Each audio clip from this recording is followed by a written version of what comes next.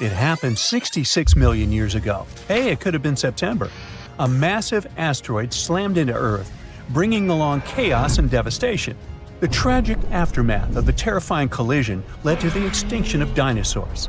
Yes, I'm talking about the Chicxulub asteroid that left a massive crater in Mexico and changed life on Earth forever.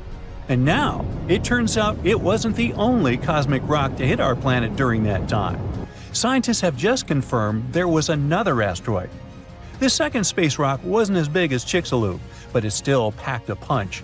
It crashed to the ground off the coast of West Africa, smashing into the ocean and leaving a crater called the Nadir crater. And tell you what, it wasn't a small splash. The impact was so powerful, it triggered a whole tsunami. It was more than 2,600 feet high, almost as high as the Burj Khalifa, the tallest man-made structure in the world. But how did we come to the conclusion that there was a second impact? Well, this researcher spotted the Nadir crater in 2022. Dr. Nicholson was looking for some high-tech scans of the ocean floor when he noticed a massive 5.5-mile-wide depression under almost 1,000 feet of water. Well, he thought it could be an asteroid impact crater, but at the time, the evidence he had wasn't solid. But now, scientists have confirmed that this is the real deal. A second asteroid did hit Earth during the dinosaur extinction era. Now, let's see how they figured all this out. For one thing, there were those super high-resolution 3D seismic images. They allowed researchers to peel back layers of the ocean floor and get a crystal-clear look at the crater. It was like going from a blurry old ultrasound to the kind of 3D scans where you can see every little feature. Their findings confirm that the crater was left by an asteroid, somewhere between 1,500 to 1,640 feet wide. And it didn't just create a hole in the ground. The impact was so intense that it produced a central peak, formed escalating ridges around the crater, and even left a damage zone that stretched out for thousands of miles. Using those super detailed images, the scientists have managed to reconstruct what happened right after the asteroid hit the surface of our planet. First, it slammed into the ocean, creating an initial bowl-shaped crater. As the shockwave spread, the seabed was shaken so violently that it triggered landslides, and the soft sediment surrounding the crater collapsed inward, creating a noticeable brim.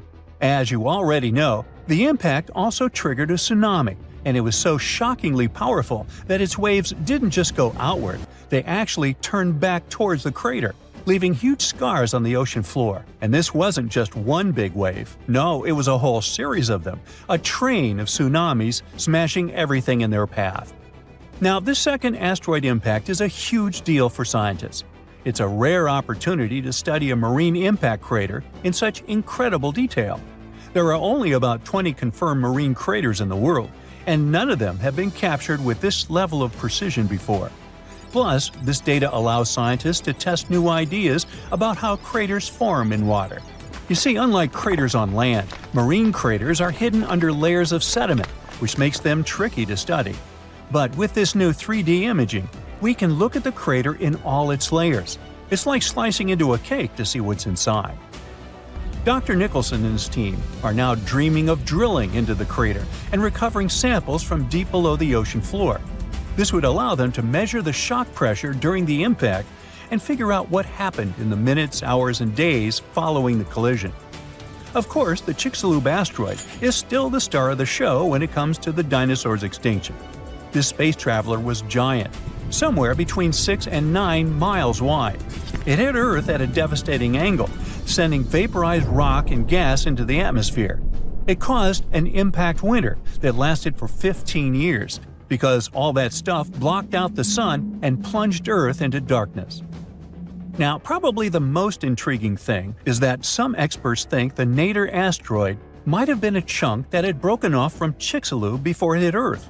It's still just a theory, but if true, it could mean that Earth got hit by a double whammy from space. Now, let's travel back in time to the year 1908 in Siberia. Look around. You see nothing but trees and rivers. And suddenly, a huge object, around 150 to 300 feet in diameter, dashes through the Earth's atmosphere.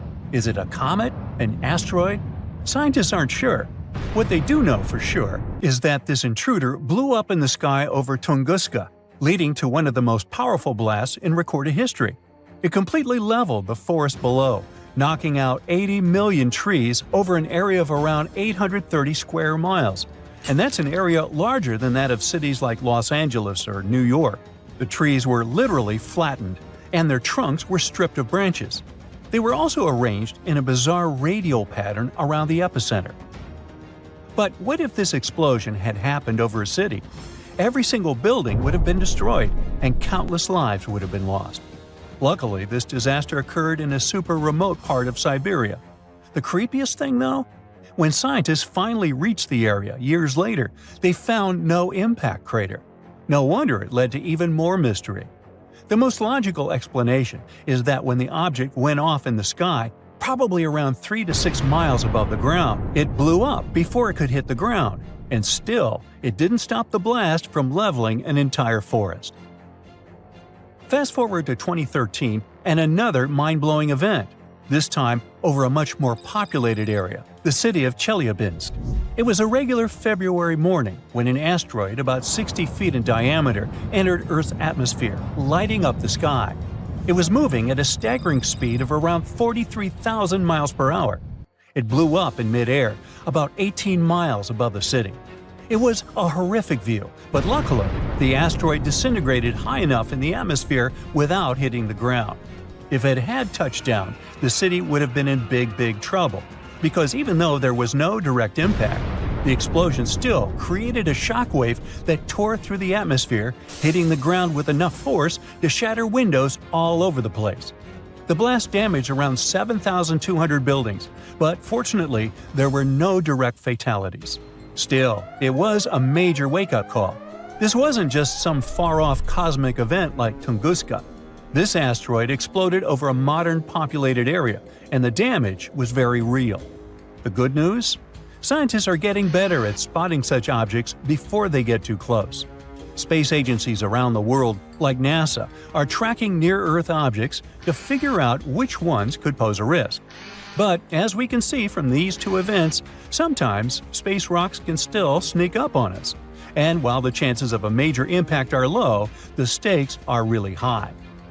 At the moment, there's one asteroid that NASA's keeping an eye on. It's called Bennu, and it's about the same size as the Nader impactor. Bennu is considered one of the most hazardous objects in near-Earth orbit. According to NASA, there's a small chance it could hit the Earth between the years 2178 and 2290, and the biggest risk date is September 24, 2182. But don't freak out just yet. The odds of the impact are only 1 in 2,700. But still, it's a reminder that Earth is always in the cosmic firing line. The snowpack over your head splits in two right in front of your eyes and starts tumbling down in the frozen slope to its resting place far below. Anything in its way is crushed under the immense mass of snow and debris. You're witnessing an avalanche, one of the most dangerous natural disasters. But what if I tell you about another kind of avalanche, no less blood-chilling than the mountain one? And the most bizarre thing about it is that it occurs underwater. Underwater avalanches are powerful and disastrous natural phenomena, often much more dangerous than land ones. They have the potential to wreak havoc on the entire planet, leading to catastrophic consequences. The most alarming thing? They occur all the time under the surface of the ocean, impossible to see, predict, and extremely difficult to measure.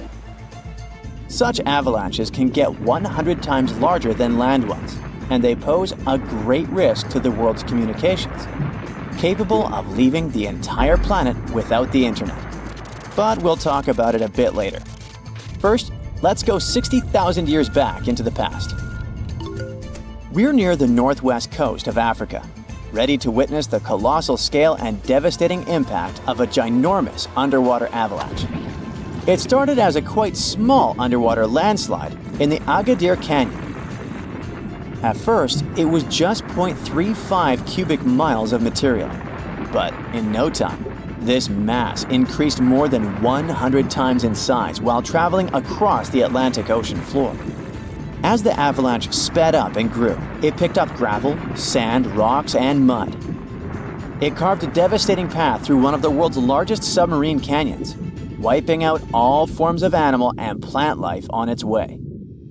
The disastrous flow was so powerful that it literally eroded a 250-mile stretch of the canyon, cutting hundreds of feet into its sides and damaging a total area of 1,740 square miles. That's the area of more than 3.5 New York cities. As for the force of the flow, it was so immense that it propelled massive boulders up the canyon walls to heights of up to 430 feet. Before scientists discovered the evidence of this catastrophic event, they had seriously underestimated the scale of destruction caused by submarine avalanches. By the way, these devastating catastrophes can start not only far away in the ocean, but also at estuaries. Let's go back to 14 January 2020 and see for ourselves. A turbidity current, a rapid, downhill flow of water containing a lot of sediment, rushed more than 680 miles from the Congo River estuary in the deep sea. This current appeared due to two factors: terrible flooding along the Congo River in late December 2019 and unusually large spring tides. This resulted in an avalanche of sand and mud. Its volume was equivalent to 1/3 of all the sediment produced annually by all the rivers in the world. This sediment avalanche accelerated, increasing in speed from 17 feet per second in the upper part of the Congo Canyon to 26 feet per second when it reached the end of the channel, almost 700 miles away from the coastline.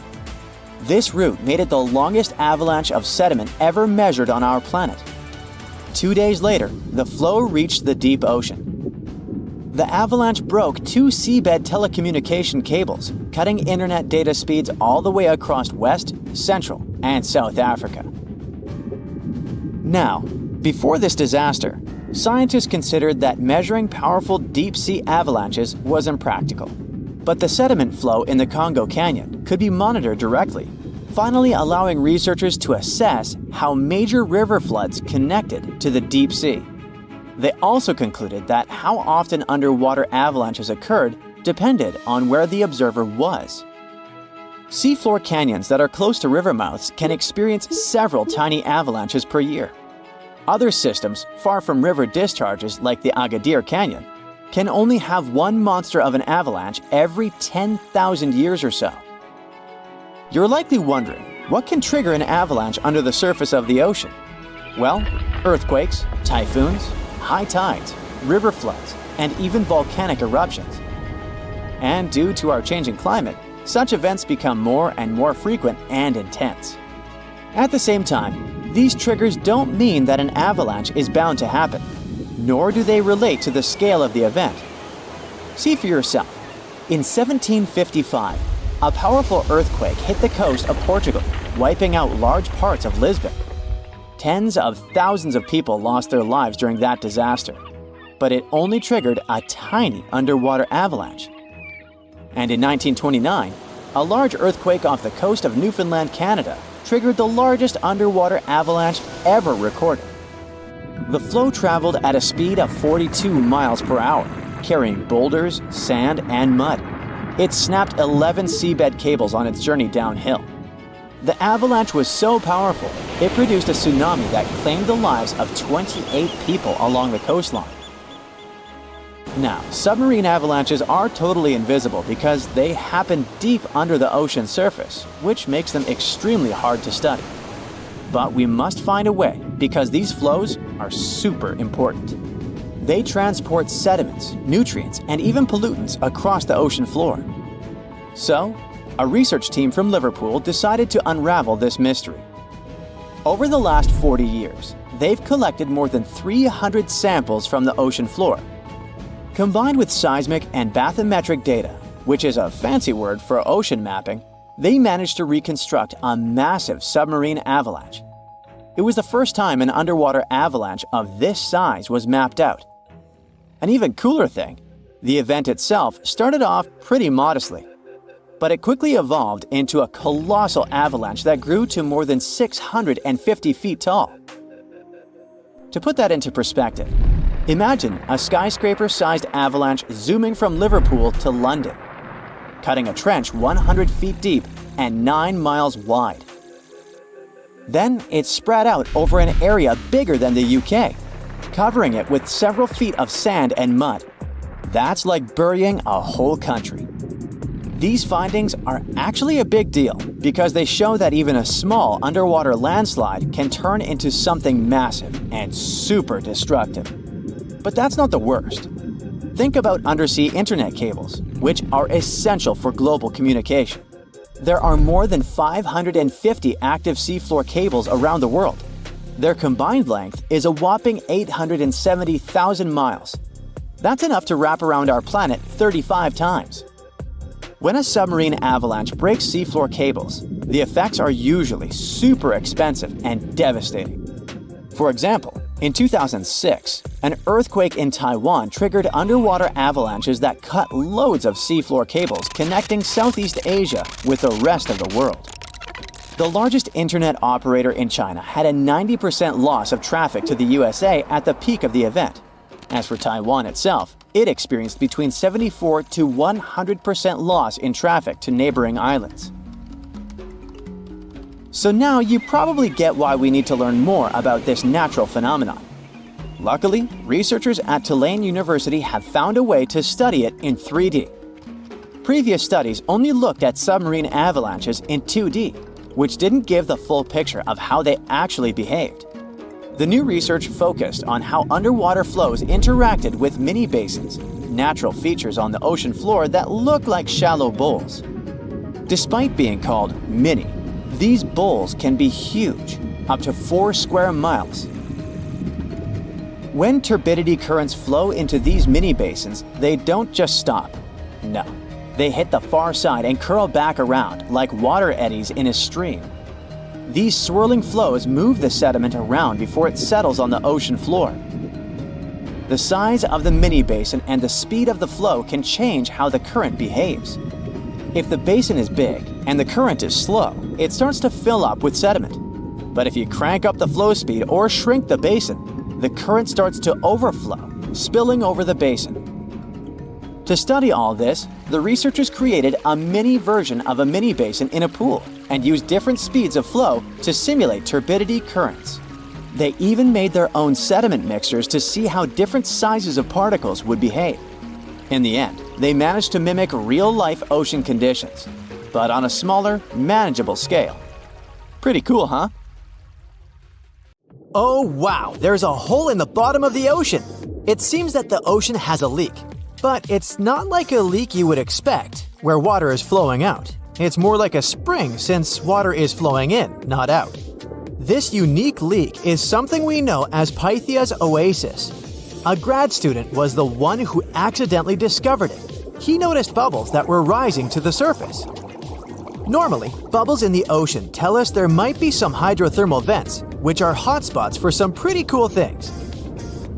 These vents are actually like hot springs on the seafloor, but instead of bubbling with warm water, they release a fluid that has been superheated in the crust of our planet. When seawater seeps into these cracks and travels deep into the crust, it comes into contact with the extremely hot mantle. This heats seawater to very high temperatures, and as it moves back up towards the surface, it carries dissolved gases and minerals. When the hot fluid shoots out of the vents, it mixes with the surrounding seawater and quickly cools down. Just a short distance away from the vent, the temperature can drop to a comfortable 68 degrees Fahrenheit or so, which is, as it seems, exactly what some creatures like. And there are some real weirdos living down there in the darkness, like ghostly fish, giant red-tipped tube worms, and a unique type of shrimp with eyes on their back. And some of them, like tube worms and bacteria, rely on the chemicals and minerals released by the vents to survive in harsh conditions. But in this case, the bubbling water didn't come from a hydrothermal vent. It was there because of a spring, and that's a bit more concerning. You see, the water in this reservoir needs to stay where it is. If too much of it seeps out, there could be some serious consequences, especially for the surrounding area. You can see this unusual leak along the Cascadia subduction zone, which is a massive fault line off the Pacific Northwest coast. It's a place where two pretty big plates that make up Earth's crust come together and slide along each other. The water from Pythia's Oasis kinda acts as a lubricant between these plates. You can think of the fault zone as an air hockey table. When the fluid pressure is high, it's like you've turned the air on. That means the friction between the plates is reduced, which allows the plates to move. But if the fluid pressure is lower, the two plates can lock together, which then leads to the buildup of stress. Not that they'll feel bad. In the context of tectonic plates, stress is some pressure or force that can cause deformation. And if this stress starts to build up, at some point, it's gotta go somewhere. When it's too much, it can trigger earthquakes and most likely, not small ones. For example, a release of stress in the Cascadia subduction zone could lead to a magnitude 9 earthquake. For comparison, the biggest earthquake we've ever recorded happened in Chile in 1960, and it had a magnitude of 9.5. The damage was enormous. So we hope the water will stay in its reservoir and keep maintaining the delicate balance between the tectonic plates. We've explored only 5% of the ocean.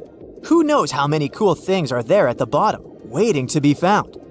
For example, check out these mysterious holes scientists have stumbled upon in the depths of the Atlantic Ocean, near the Azores. They're neatly aligned and are about 4 inches apart, or in some cases, even several feet. They resemble punctures left by a sewing machine. Some think these holes could have a biological origin. For instance, some fish may have made them while walking along the seafloor. Others believe we could be looking at something that's human-made, maybe left by a spiked tire. Of course, such holes are perfect for making up stories about creatures from other planets who allegedly made them. Or maybe even legendary monsters, like that one from Loch Ness. It's definitely hard to explain such symmetry of the holes, but one deep-sea biologist offered a pretty good explanation.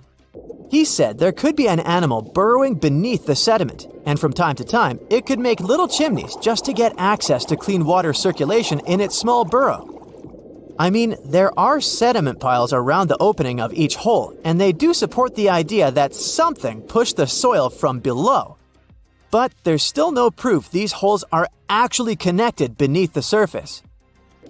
And there are also a lot of things hidden at the bottom of the oceans and seas that ancient civilizations left us. For instance, archaeologists made a really cool discovery off the southern coast of Croatia, a road hidden under layers of sea mud that's 7,000 years old. They found the ancient road at the sunken Neolithic site of Solin. The site of Solin was a human-made island in ancient times, and an archaeologist discovered it 2 years ago. He was studying satellite images of the area around Korčula, one of the beautiful Croatian islands. When he realized there could be something interesting at the bottom of the sea, he dove into the water with his colleague. And under the surface of the Adriatic Sea, which is part of the Mediterranean Sea, at a depth of 13 to 16 feet, they found stone walls that were most likely part of some ancient settlement. The landmass where people built the settlement was separated from the main island by a narrow stretch of land. Luckily, this area is protected from big waves by the surrounding islands, so the site remained relatively well preserved. It's now hidden beneath the surface of the sea and covered in mud. But it's so exciting to imagine how people walked on that road nearly 7,000 years ago, visiting nearby settlements. If you want to see the weirdest creatures, you can always head to the bottom of the sea.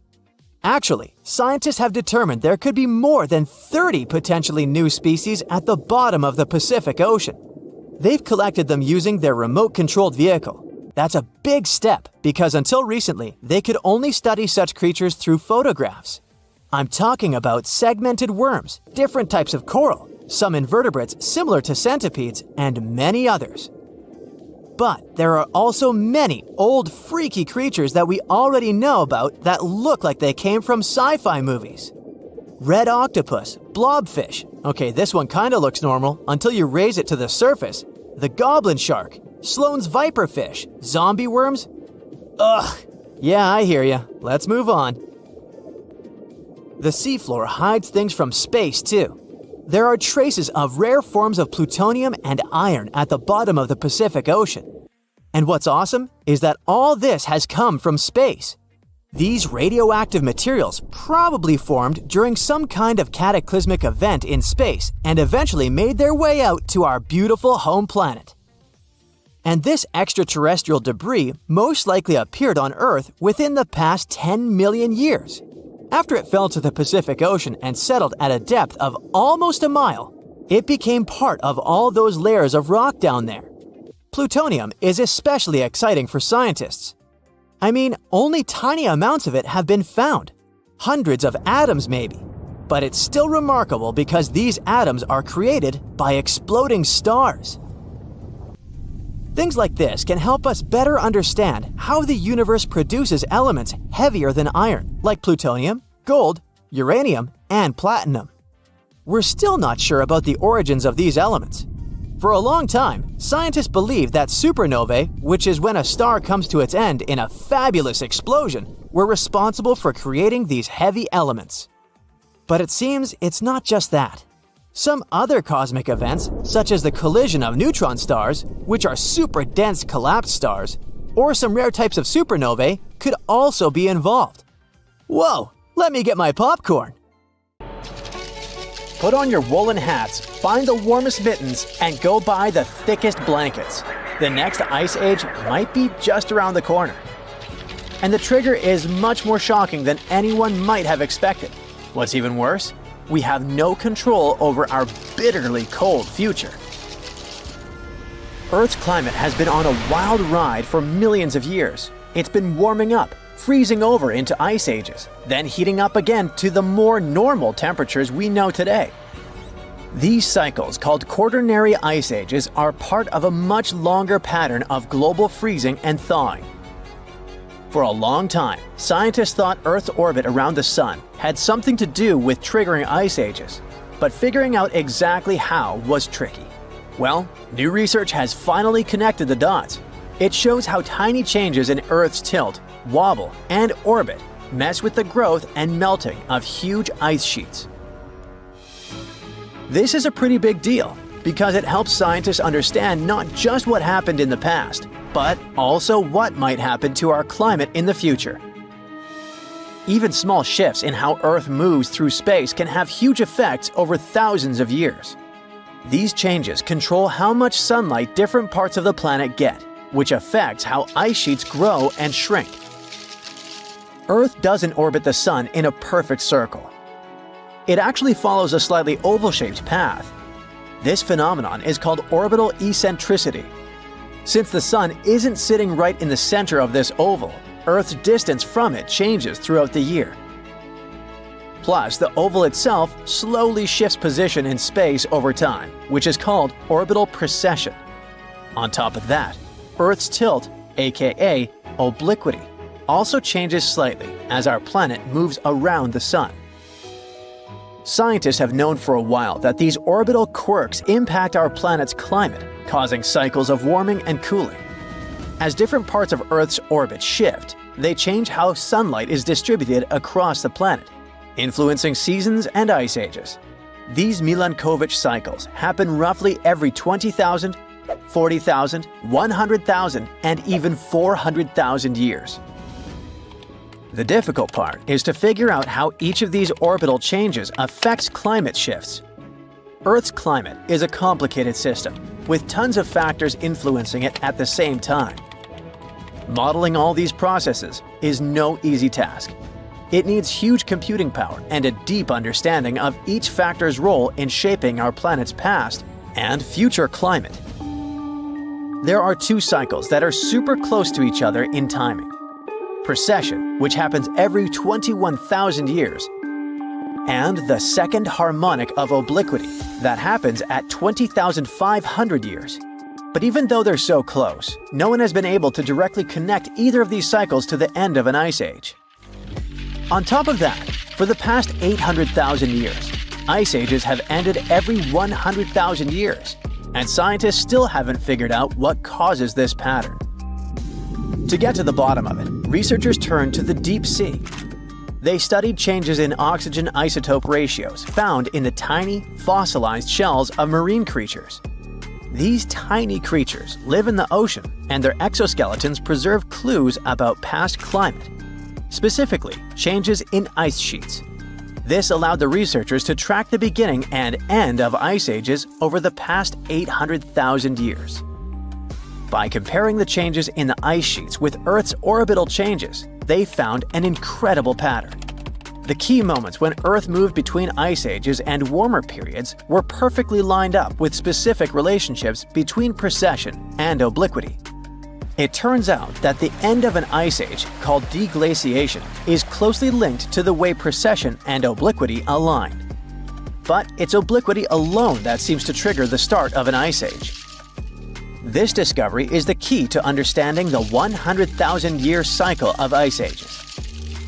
The researchers say it was always there, just waiting to be noticed. Before the discovery, people thought the timing of ice ages was more random. But this new study shows there's a clear, predictable pattern. This means we might actually be able to predict when ice ages will happen in the future. Right now, Earth's tilt is slowly decreasing, and in about 11,000 years, it'll hit its lowest point. Based on the team's calculation, the next ice age is expected to begin before then. At the same time, according to the latest reports, humans have already started pushing Earth's climate off its natural path by releasing greenhouse gases. Another thing scientists are warning about is a massive shift that's happening in the Atlantic Ocean, and it could drastically change the world's climate. The Atlantic Meridional Overturning Circulation is a system of ocean currents that moves warm and cold water around the planet. And right now, it is showing signs of weakening. What will happen if it collapses? Freezing temperatures in Europe, extreme weather across the world, shifting monsoons, and even an Amazon rainforest drying up. And the scariest part? Some researchers say there's a 95% chance this could happen before the end of the century.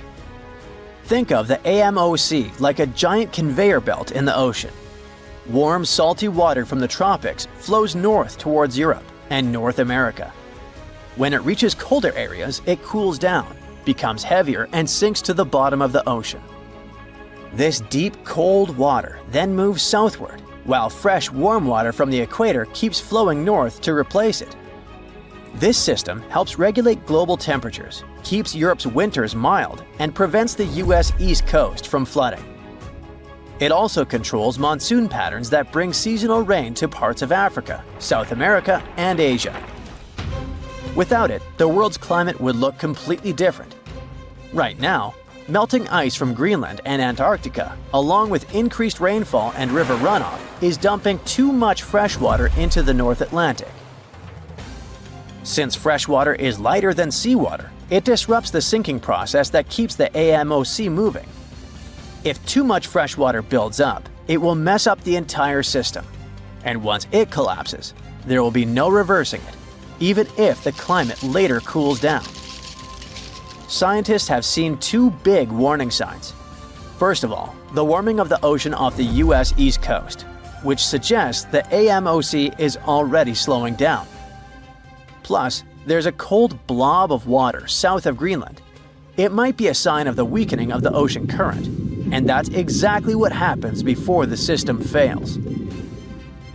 What would happen if the AMOC fully shut down? Europe would enter an ice age. The AMOC plays an important role in keeping Europe's winters relatively mild by bringing warm water north.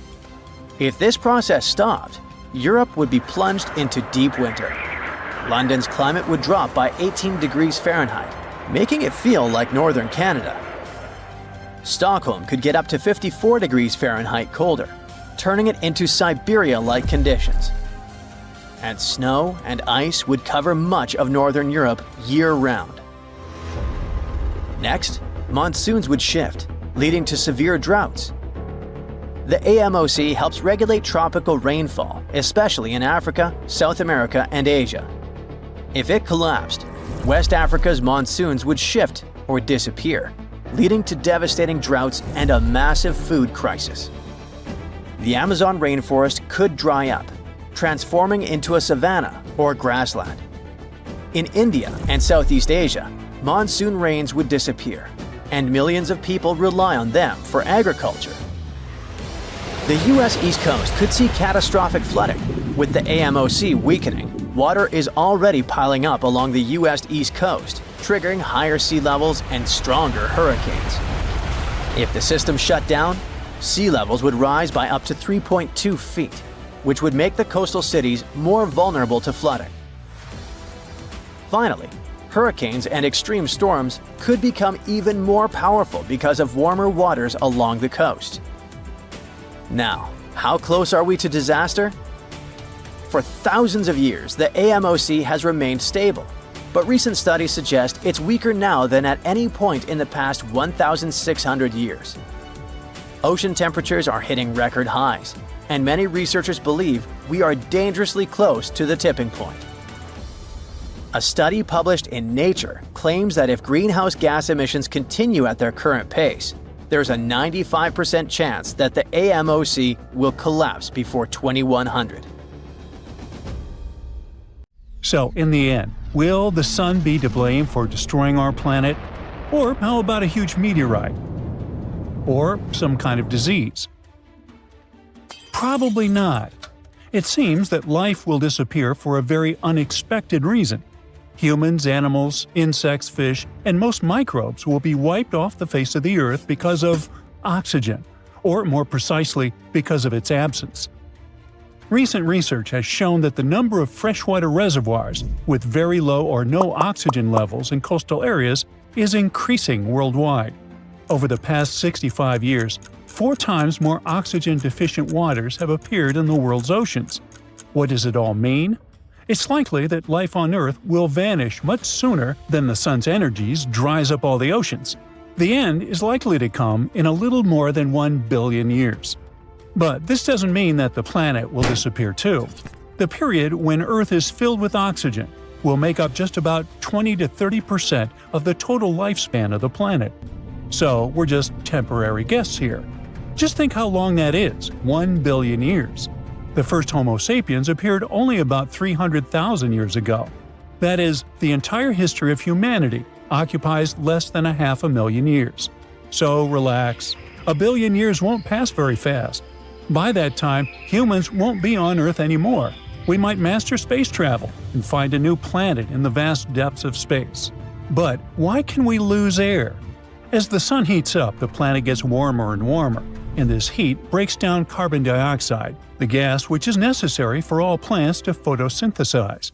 Without carbon dioxide, they can't produce oxygen. With a drop in carbon dioxide levels, the methane content will increase, and this gas is quite harmful to us. Now, this all sounds logical, but this is a secondary reason for the lack of oxygen. The real problem is something else entirely. As the sun becomes brighter, it will begin to heat rocks on Earth, such as granite and basalt. These rocks will start to break down faster. When they collapse, they take carbon dioxide from the air, which warms our planet. If there's less carbon dioxide in the air, Earth should become colder. But there's a problem. The sun will shine more, and its heat will outweigh this cooling effect. So even if rocks take away carbon dioxide, the sun will blaze so much that Earth will still become extremely hot. Next, when the sun shines more intensely, it, along with other natural factors, contributes to the breakdown of granite and basalt. These rocks mix with carbon dioxide and water to make carbonates, which go deep into the Earth. This takes carbon dioxide out of the air, which means plants can't make as much oxygen because they need carbon dioxide to do that. Besides, volcanoes release gases, which also reduce the amount of oxygen in the air. So the sun, by destroying rocks, affects what happens inside Earth and controls how much oxygen there will be in the air. In about 1 billion years, the sun will become so bright that no rocks will be able to save Earth from its heat, and the escaping gases will halt photosynthesis and oxygen production. And then, our planet will return to the state it was in about 2.4 billion years ago, to the time when the Great Oxidation event began. And this event was much more important than, say, the first Olympic Games or the appearance of humans on the planet. Billions of years ago, there was almost no oxygen on Earth. Instead, there was a soup of gases, such as nitrogen, ammonia, methane, carbon dioxide, and others. Yes, we have these gases in the atmosphere today, but there used to be a lot more of them in the past. It was difficult for any form of life to originate in such conditions, but after some struggle, it succeeded. At first, Earth was inhabited by the simplest bacteria, including cyanobacteria. They learned how to make oxygen using sunlight, water, and carbon dioxide. These bacteria worked for millions and billions of years and made so much oxygen that it began to accumulate in the air. This was what we now call the Great Oxidation event. It was like a great celebration of life, because with oxygen, new living beings could appear. But by the way, cyanobacteria didn't learn photosynthesis because they were like, oh, let's make oxygen, it's so cool. No, oxygen was just a byproduct. Cyanobacteria wanted only one thing, to get as much energy as possible. And for this, they learned photosynthesis. It helped them store energy using sunlight. They used special pigments to absorb light, and the result of this process was the release of oxygen. This had been going on for hundreds of millions of years, and then, at some point, they made too much oxygen. This oxygen started to spoil other gases that had been there before. For example, it ate a lot of methane. Because of this, Earth cooled down a bit, and the Ice Age began. But that's another story. In short, in 1 billion years, we risk going back to that difficult time. But let's hope that we'll manage to move to another planet on our spaceships or come up with some other solution. And what'll happen to our home planet next? Will new life be able to originate there without so much oxygen? Well, it's possible, but it'll be much more difficult. This will require another source of energy besides the sun. It can be, for example, hydrothermal vents. And by the way, there are ecosystems on Earth that use this type of energy. You can find one of them in the Mobile Cave in Romania. Imagine a place where there's little oxygen. It's dark. The sun's rays don't reach there. Over millions of years of evolution, a unique and slightly creepy life has developed in this cave. It was first discovered in 1986, and scientists are still exploring this place. The entrance to the cave is just a small hole in the ground. A narrow tunnel goes deep underground. Inside the cave, the air is filled with hydrogen sulfide and carbon dioxide, and there's half as much oxygen there as on the surface. A human can't stay there without a special mask, but for local forms of life, this is home, and they feel great there. There are several dozen species living in the cave, and many of them aren't found anywhere else on Earth. Here you can see strange little monsters, white snails, white spiders, centipedes with long whiskers, transparent shrimp, and even unknown species of leeches. Since there's no light in the cave, all these creatures don't need eyes. They're blind, but they have long sensitive antennae and paws that allows them to navigate in the space. They also have no colored pigment, so all these bugs and spiders are either white or transparent. But if there's so little oxygen there, and nobody does photosynthesis, then how does all this life survive? It's all thanks to the unique bacteria autotrophs. They absorb carbon dioxide and produce nutrients. These bacteria are food for other organisms, and those, in turn, become food for larger creatures. So a whole food chain has been built in the cave, which provides all the inhabitants with food. Evolution has created a unique ecosystem that exists separately from the rest of the world. It's like a small universe that has developed according to its own rules. However, this universe is not expanding, because all living beings here can't live away from hydrothermal vents and autotrophs. Otherwise, where would they get their energy from? But let's imagine that the sun cools down, almost all the oxygen disappears, and the entire planet gets covered with hydrothermal vents. It's dark, and the air is filled with methane, CO2, and other substances, and somehow life begins. Even people appear at one point. What would they look like? Pale, thin, and blind creatures with very long arms that help them navigate in space. They have pets, large centipedes or cockroaches that move silently on the ground. People are also quiet because they don't have lungs filled with air to scream. There's silence in the world. People communicate through touch. No one travels. Everyone lives separately next to their hydrothermal source. The whole world has turned into a horror movie in 1 billion years. For years, scientists have been struggling to explain bizarre sounds, some repeating, some heard only once, that come from the dark depths of the ocean.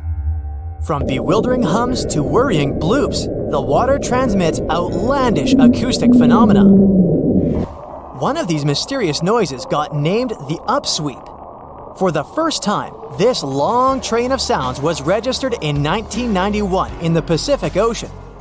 One of the most unusual things about this signal is that it keeps changing, as if trying to confuse researchers even more. Like some unearthly howl, it varies from high to low frequencies and then back again, and you can hear it better in the spring and fall than in the winter and summer. Why the upsweep? It's simple. The sound travels from the bottom of the ocean towards its surface, as if sweeping up. Scientists do have a theory explaining this phenomenon: the activity of undersea volcanoes. Hot lava pouring into ice-cold ocean water could theoretically create such noises, but there's no proof found yet. Plus, the sound has been declining since 1991, even though it can still be detected. The bloop is the name given to an ultra-low frequency and incredibly powerful underwater sound that was recorded in 1997 by the U.S. National Oceanic and Atmospheric Administration. The bloop continued for approximately 1 minute. Having started from a low rumble, it gradually rose in frequency. It also kinda mimicked the noise created by marine animals, but its volume was so great that no living creature known to science could have made it. When the bloop occurred, underwater microphones managed to record it from a distance of 3,000 miles away. Rumor has it that the noise might have something to do with the fictional half-octopus monster Cthulhu, or some other colossal deep-water creature. But if you don't believe in monsters, science has another explanation: iceberg fracturing. The thing is that icequakes recorded in the Scotia Sea resemble the mysterious bloop a bit too much for it to be a coincidence. The whistle resembles this annoying sound when a kettle of boiling water is telling you it's time to make a cup of tea. But even though it may not be as blood-curdling as some other bizarre ocean sounds, it doesn't make it any less mysterious. Plus, the whistle is very elusive. In 1997, only one underwater microphone was able to pick it up, and therefore, researchers didn't manage to pinpoint the source of the noise. The most likely cause of the sound is an eruption of one of the submarine volcanoes. Have you ever heard of Julia? No, not your neighbor. I'm talking about this otherworldly sound. Listen to it. It was recorded in 1999 by the U.S. National Oceanic and Atmospheric Administration. The source of the sound was most likely a large iceberg that ran aground somewhere in Antarctica. The sound was so loud that it was heard over a huge territory, and its duration was about 2 minutes and 43 seconds. Slow down. That's the name given to a sound recorded in 1997 in the equatorial Pacific Ocean.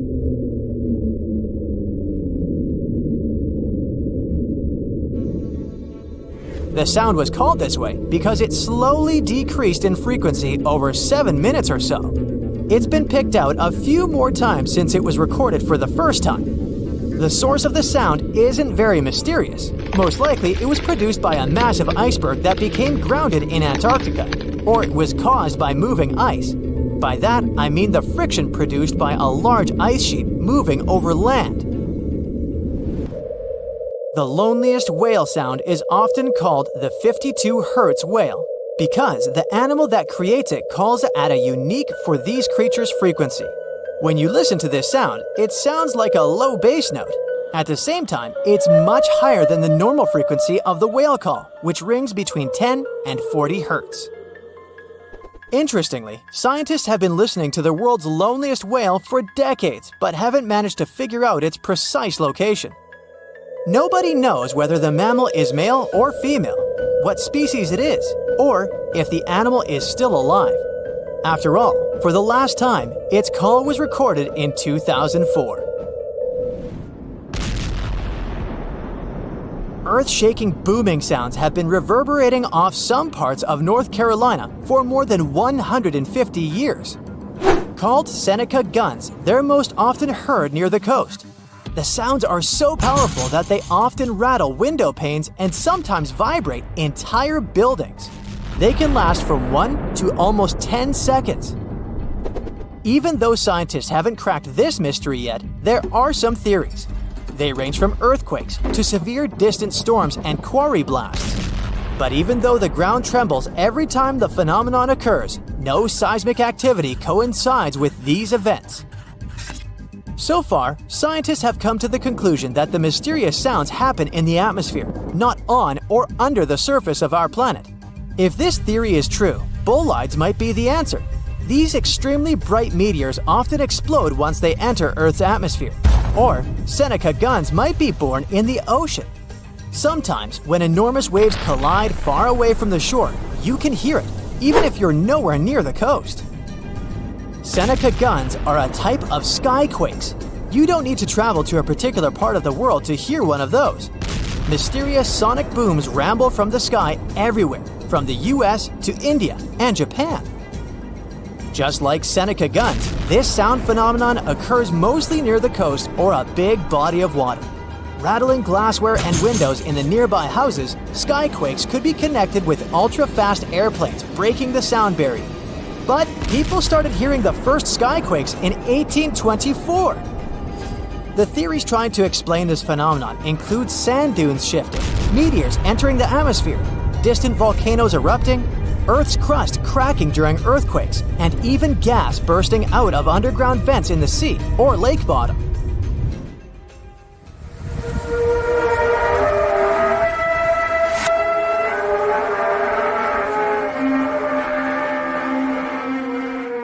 In different countries all over the world, people get paralyzed with fear after hearing otherworldly trumpet sounds that seem to be coming from the sky.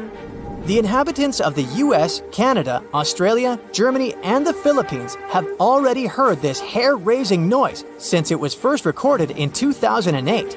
These sounds are sometimes called the sound of apocalypse. And although until recently, nobody could understand the origin of the sounds, NASA claims that there is nothing to be afraid of. The noise can be coming from our own planet. Usually, it's quiet and thus inaudible to the human ear. But when it gets louder, the outcome is the very trumpet sounds that scare people all over the world.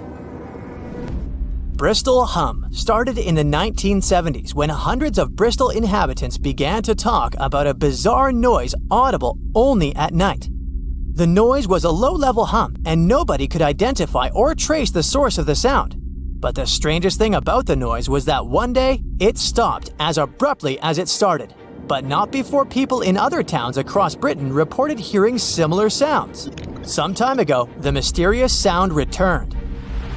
In 2015, a group of French scientists claimed that they had solved the mystery of the Bristol hum. They stated that the culprit was ocean waves that made the ocean floor vibrate. But while it was all good and well, it didn't explain why the sound was around for only several years or why it chose to return. If you ever come to the town of Taos in New Mexico, don't let another strange and unexplained phenomenon send you running for the hills.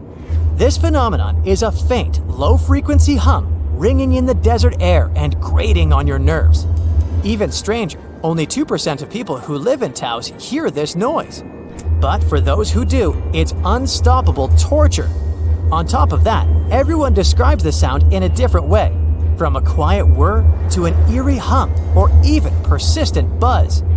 And while some people believe that the Taos hum is the result of unusual acoustics, the others suspect a bad case of mass hysteria. No one has located the origin of the hum yet. On a sunny day, a man was diving in shallow waters near South Africa. At one point, he saw something that didn't catch his eye at first. A pile of shells that looked as if it had been put together. Maybe by some other diver, he must have told himself.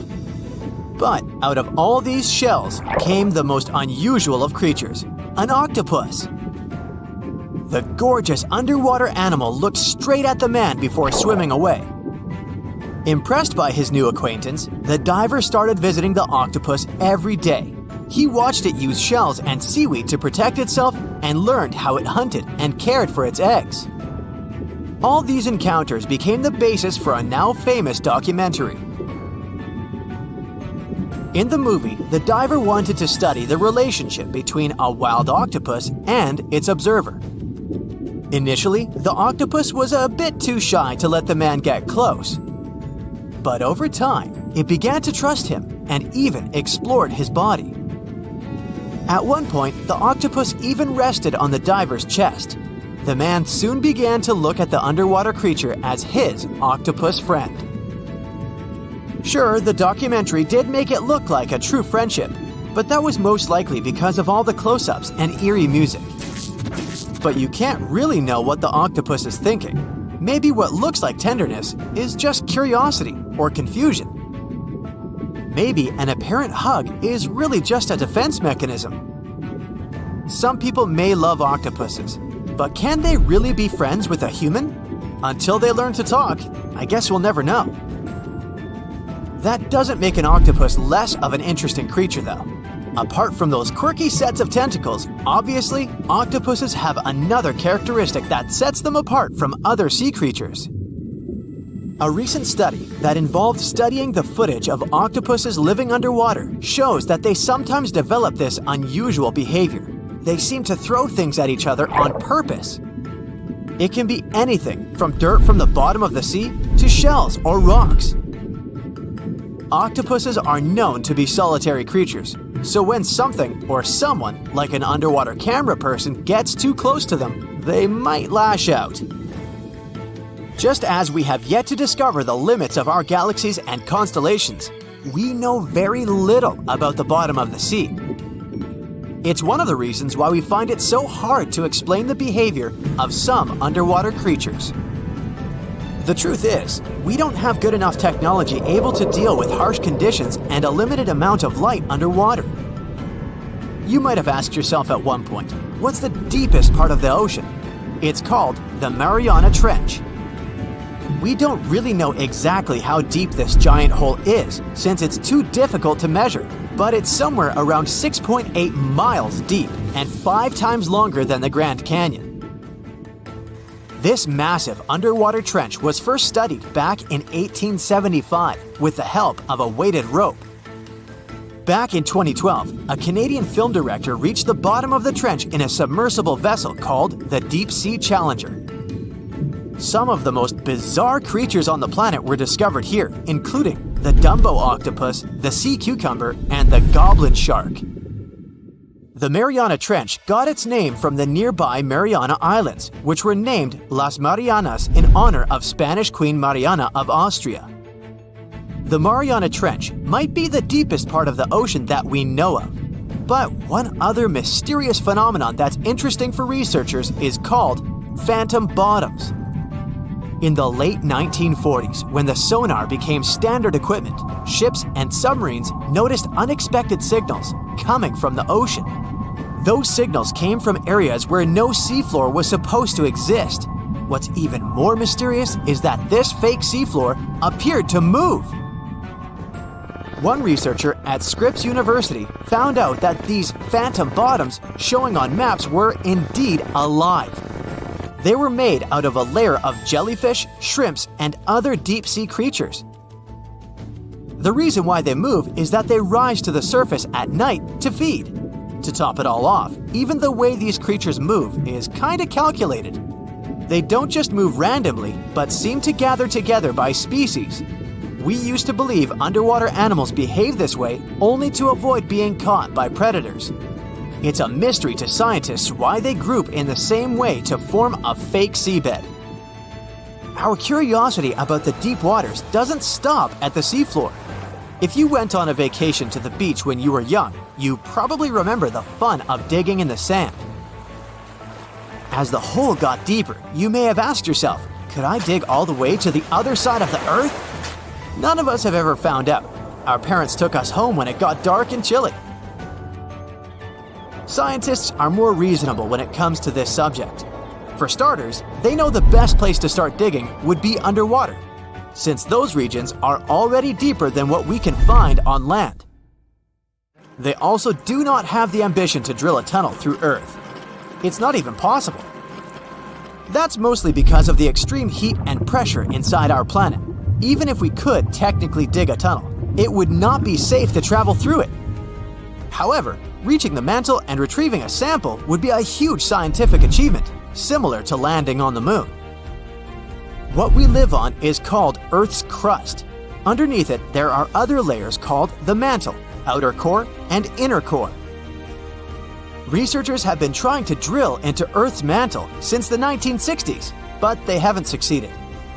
Some failed due to technical issues, and others were unlucky and chose the wrong places to drill. Our planet's mantle is made of molten rock. Wouldn't that be dangerous if we ever reached it? Scientists say we have nothing to worry about, though. If and when the drillers eventually pierce through the crust underwater, hot molten rock won't pop up the hole and spill onto the seafloor like it would during a volcanic eruption. Mantle rocks aren't solid, sure, but they move slowly, at the same speed as your fingernails grow. Another of those famous deep-sea mysteries is that of the 1997 bloop. You heard that right. I'm talking about a weird sound that seemed to come from deep under the waves.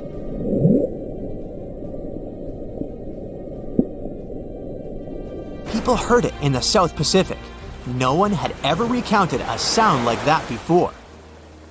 Some thought it must have been emitted by a strange creature living deep in the ocean. It didn't help that the noise came from a location mentioned in a story by famous writer H.P. Lovecraft. In his story, it was a creature called Cthulhu that lived there. In the novel, the author described it as a large, human-like monster with tentacles on its face and wings on its back. For many years, people tried to figure out where the noise came from. It wasn't until 2005 that they concluded it was from icebergs breaking off of glaciers. Some people still don't believe that this explanation truly makes sense and are searching for a different reason for the bloop. If creatures living outside of our planet ever decided to come to visit, you wouldn't expect them to go straight to the bottom of the sea, right? Well, some people claim there's a sort of spaceship on the ocean floor, discovered in 2011. It's basically an oval-shaped object located on the bottom of the Baltic Sea. In 2012, a team of divers explored the anomaly and found what appeared to be a staircase and other structures on its surface. This only added to the belief that the large object had been made by someone and wasn't just a natural phenomenon.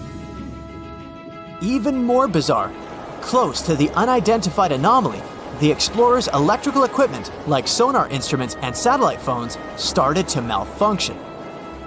Some scientists believe it just to be a glacial deposit or some other natural formation, but they still don't know for sure what it is. A huge power outage hit Spain, Portugal, and parts of southwest France all at once, leaving millions of people without electricity.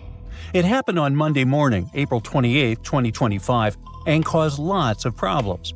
Airports couldn't function, trains stopped in places like Lisbon and Madrid, and some hospitals had to cancel surgeries because they had no power. Everything just came to a stop. No one is sure yet what caused the blackout, but the company in charge of Portugal's electricity said it might have been something strange called induced atmospheric vibration. That's a rare and weird thing that can happen in the sky and might mess with power systems. It occurs when substantial changes in temperature and wind mess with giant power lines, making them wiggle and shake in strange ways. These wobbles can confuse the power system and cause big problems. So REN, the company that runs Portugal's electricity, first said that those weird wobbles might be the reason everything went dark.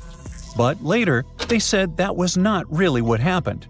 According to REN, the real reason for the blackout was a huge voltage change, like a power surge, in Spain's power grid. At that moment, Portugal was using electricity from Spain. When that enormous power fluctuation hit, it triggered automatic safety systems in Portugal. Those systems shut everything down to protect power plants. Sadly, it also caused a nationwide blackout. During extreme weather in Spain, the air temperature changes fast, and that makes immense power lines stretch or shrink like rubber bands. That changes how tight they are and how they move in the wind, which can mess with both their physical balance and the electricity flowing through them, making the entire system unstable. Some experts say that if things get bad enough, this can even break power lines, cause short circuits, or even damage the towers holding up the lines. That's why safety systems are always in place. They're supposed to shut parts of the grid down automatically to stop bigger disasters. During the blackout, something like a domino effect happened. When parts of the power grid shut down, it made other parts unstable too. Some of the big electricity generators couldn't handle the chaos and had to disconnect. And when you suddenly lose those big generators, the power system can't keep up. It's something like too many people needing electricity, but not enough of it being made. It can cause even more blackouts to spread fast. Nobody knows exactly what started the blackout. Some people wondered if it might have been a cyber attack, like someone messing with the system on purpose through computers.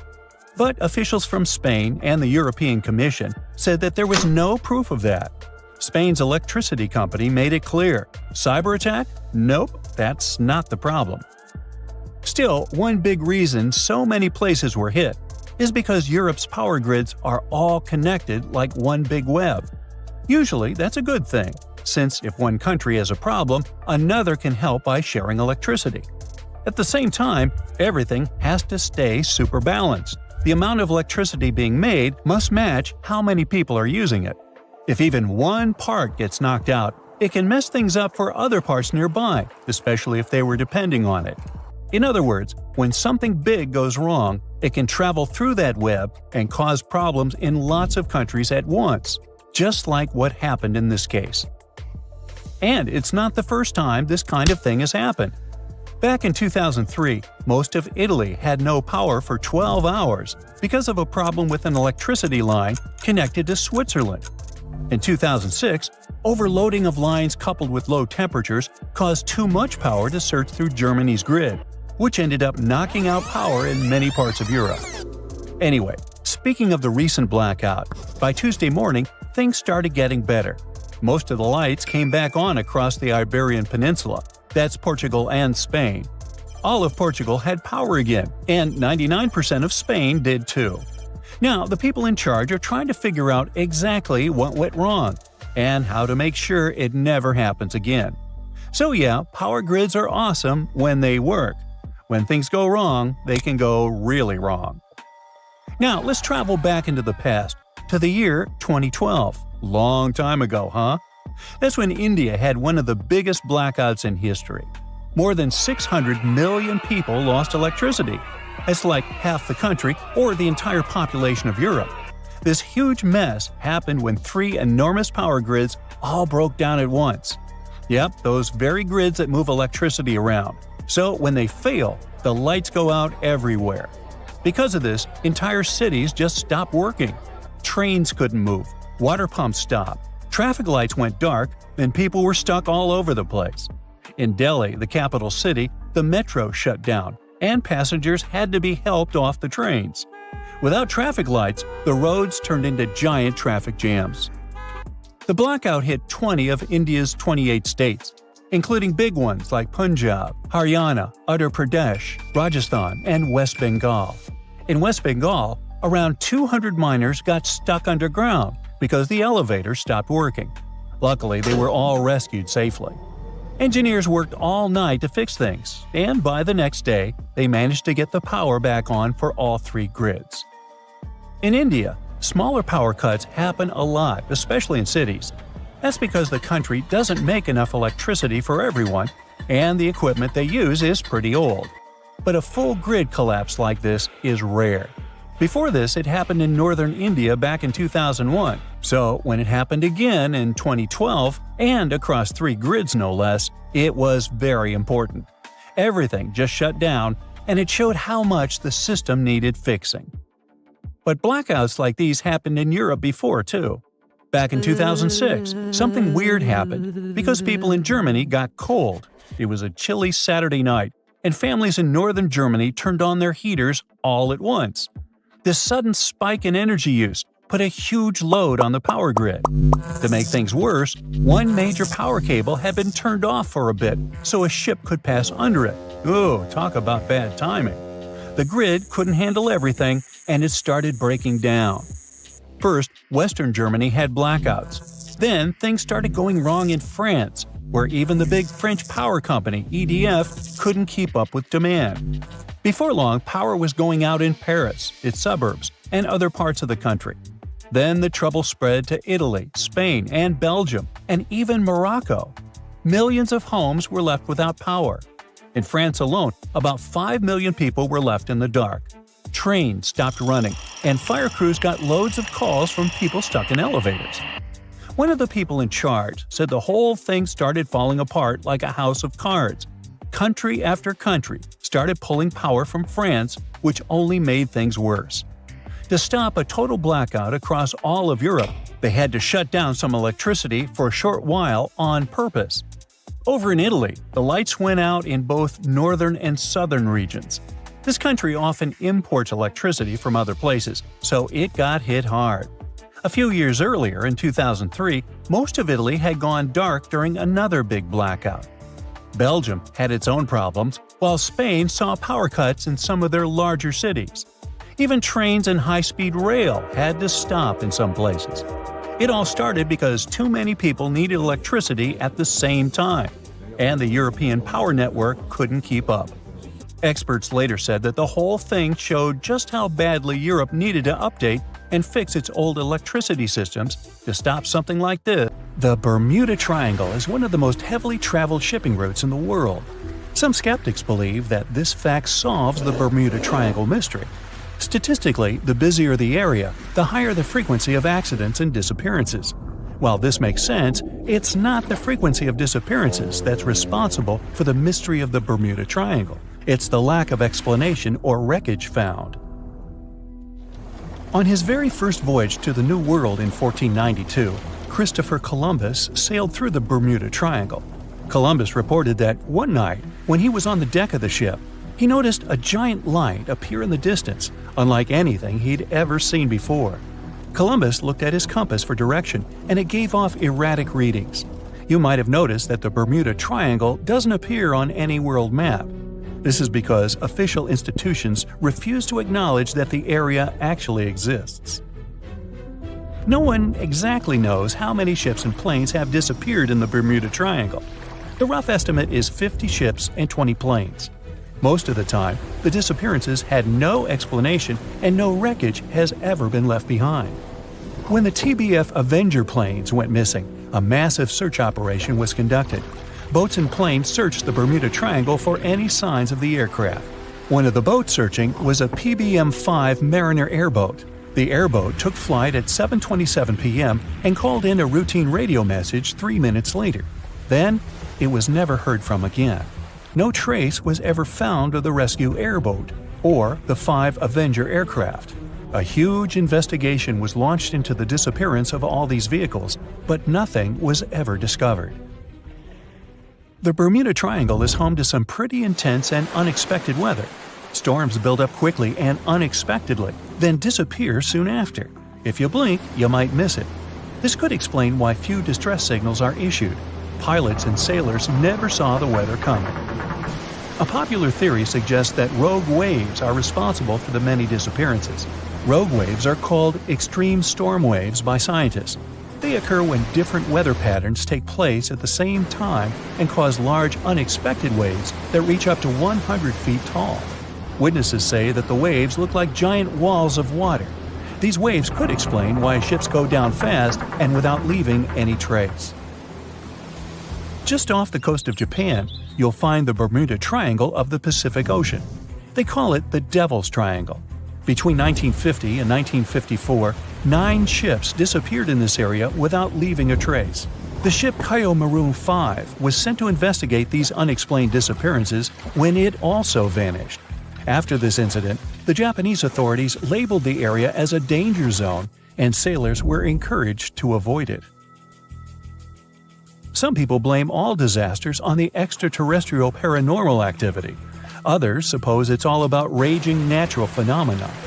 Some scientists believe the cause of anomalies is the environmental changes.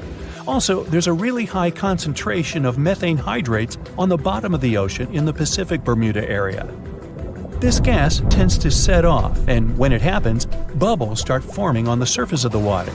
These gas eruptions can interrupt the ability to float and can easily sink a ship. Because of this chemical reaction, there won't be even a trace left. Underwater volcanoes are said to be another possible explanation for the Japanese Dragon's Triangle. In fact, they can take down even small islands. Luckily, nobody lives there. It's a pretty common thing in this area that some of them disappear underwater and others appear out of the blue because of seismic activity. You'll never find the Dragon's Triangle on any official map of the world, so nobody's quite sure about how large it is in reality. In July 2015, 2 teenagers disappeared after setting sail off the coast of Florida. There's some mystery about what the 2 teens were really getting up to. They told their parents that they were just going to fish, but they told their friends that they were crossing to the Bahamas. Shortly after they left, a line of thunderstorms moved towards the area, and the boys were never heard from again. A massive search was conducted, but sadly, nothing was found. 1 year later, the pair's boat was found off the coast of Bermuda with a broken iPhone and some personal effects left inside.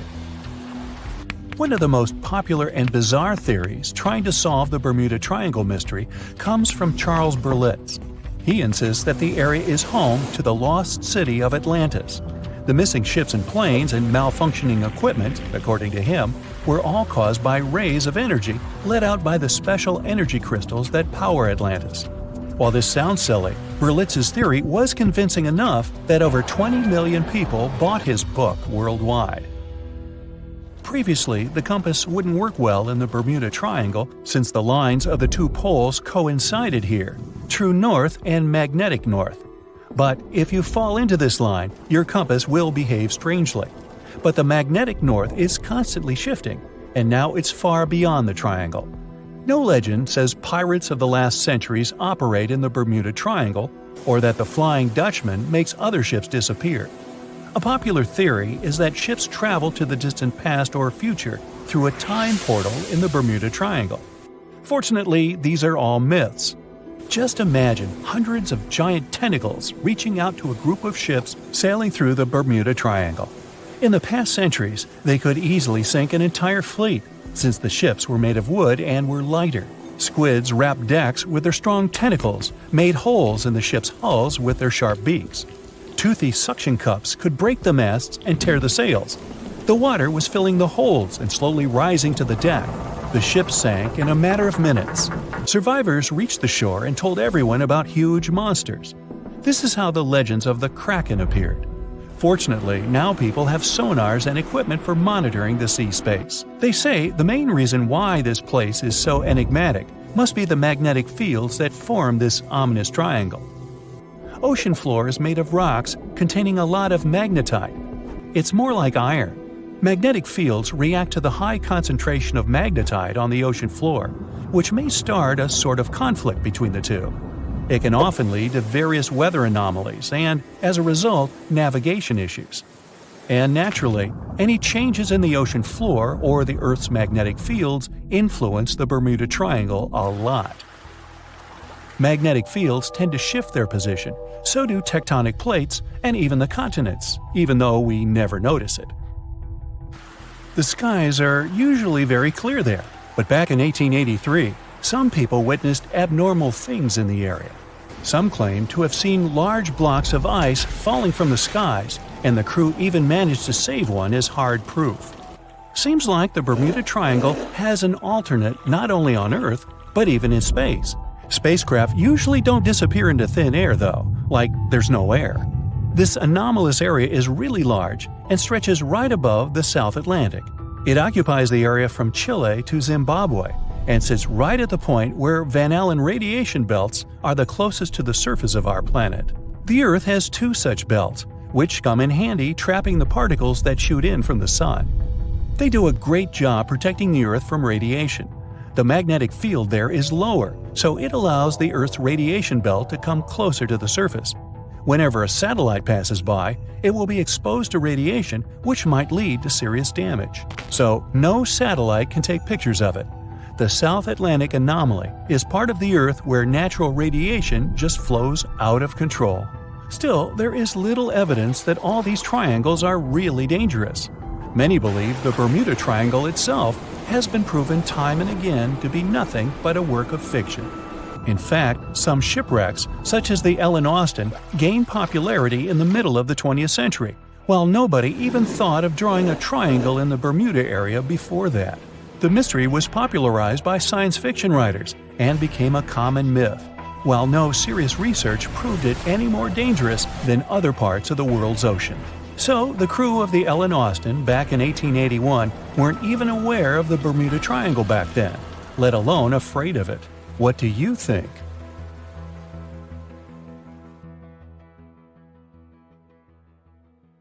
In 1945, 5 TBF Avenger aircraft took flight for a routine training exercise around the Bermuda Triangle.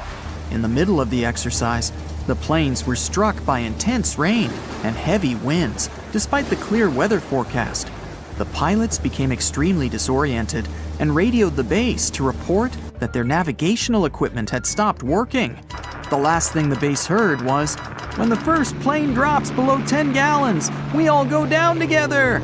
And then, static. The 5 planes and their 14 passengers were never seen or heard from again. On his very first voyage to the New World in 1492, Christopher Columbus sailed through the Bermuda Triangle. Columbus reported that one night, when he was on the deck of the ship, he noticed a giant light appear in the distance, unlike anything he had ever seen before. Columbus looked at his compass for direction, and it gave off erratic readings. You might have noticed that the Bermuda Triangle doesn't appear on any world map. This is because official institutions refuse to acknowledge that the area actually exists. In March 1918, carrying a crew of 306 people, the USS Cyclops left Barbados and headed home to Baltimore. The ship passed through the Bermuda Triangle on its journey and was never seen again. The Cyclops never issued any distress signal and disappeared without any explanation, making it the largest ship to go missing in the Bermuda Triangle. No wreckage has ever been found. No one exactly knows how many ships and planes have disappeared in the Bermuda Triangle. The rough estimate is 50 ships and 20 planes. Most of the time, the disappearances had no explanation and no wreckage has ever been left behind. In the year 1800, a large sailing vessel called the USS Pickering departed from the U.S. on its way to the West Indies. The ship sailed into the Bermuda Triangle along with its 90-man crew and was never heard from again. The USS Pickering was the first ever confirmed ship to vanish in the Bermuda Triangle. It's believed that the ship was taken out by a storm, but because no wreckage was ever found, we'll never know for sure. William Shakespeare's famous play, The Tempest, was inspired by the Bermuda Triangle. Sailors returned home to England to tell stories of treacherous waters near the Bahamas, where ships mysteriously disappeared.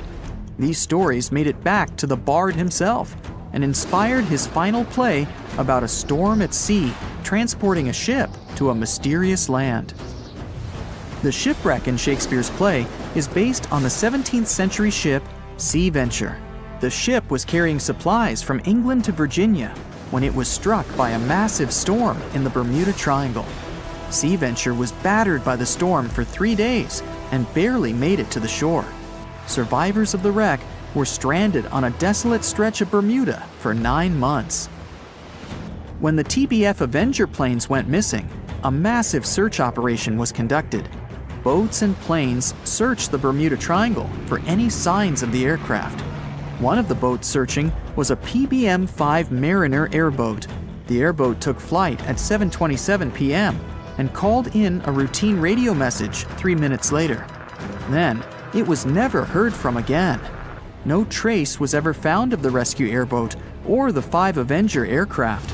A huge investigation was launched into the disappearance of all these vehicles, but nothing was ever discovered.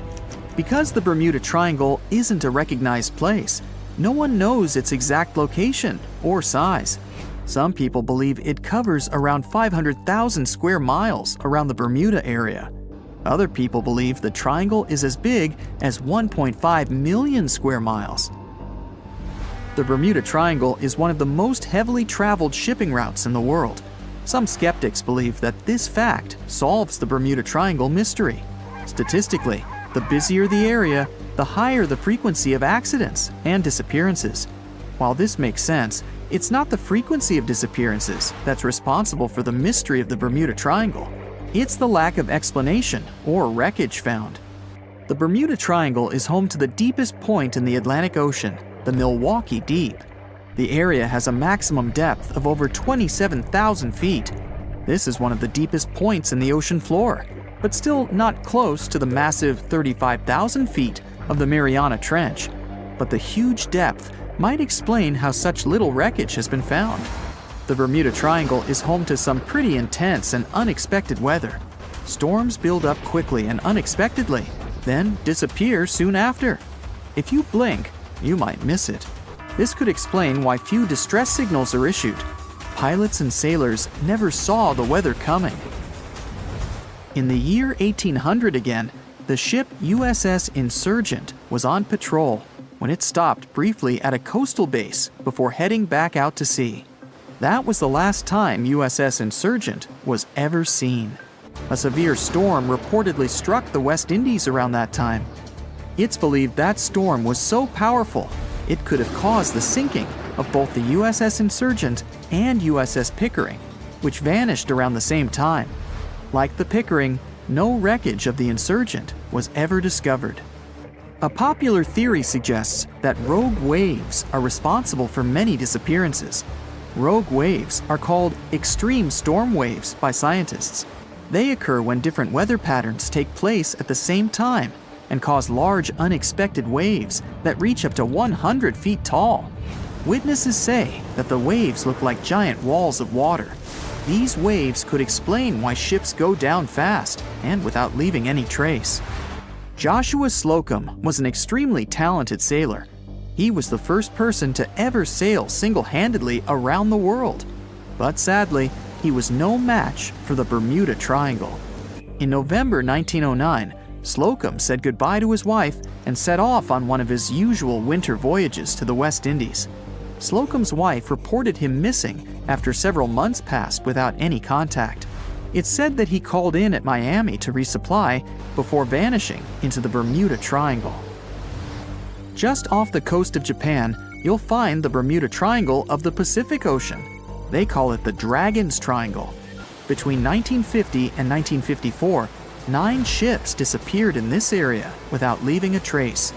The ship Kaiomaru 5 was sent to investigate these unexplained disappearances when it also vanished. After this incident, the Japanese authorities labeled the area as a danger zone, and sailors are encouraged to avoid it. On the ocean floor, decomposing organisms let off large concentrations of methane gas that gets trapped under the water. This gas can build up until, boom, it ruptures. The gas surges up to the surface and erupts. If a ship was in the area of one of these ruptures, the water would become much less dense and cause the ship to sink rapidly and without warning.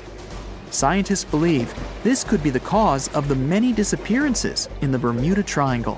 While this theory makes a lot of sense, it doesn't seem too likely. The United States Geological Survey has stated that no large releases of gas are believed to have occurred in the Bermuda Triangle for the past 15,000 years. In July 2015, 2 teenagers disappeared after setting sail off the coast of Florida. There's some mystery about what the 2 teens were really getting up to. They told their parents that they were just going to fish, but they told their friends that they were crossing to the Bahamas. Shortly after they left, a line of thunderstorms moved towards the area, and the boys were never heard from again. A massive 15,000-mile search was conducted, but sadly, nothing was found. 1 year later, the pair's boat was found off the coast of Bermuda with a broken iPhone and some personal effects left inside. One of the most popular and bizarre theories trying to solve the Bermuda Triangle mystery comes from Charles Berlitz. He insists that the area is home to the lost city of Atlantis.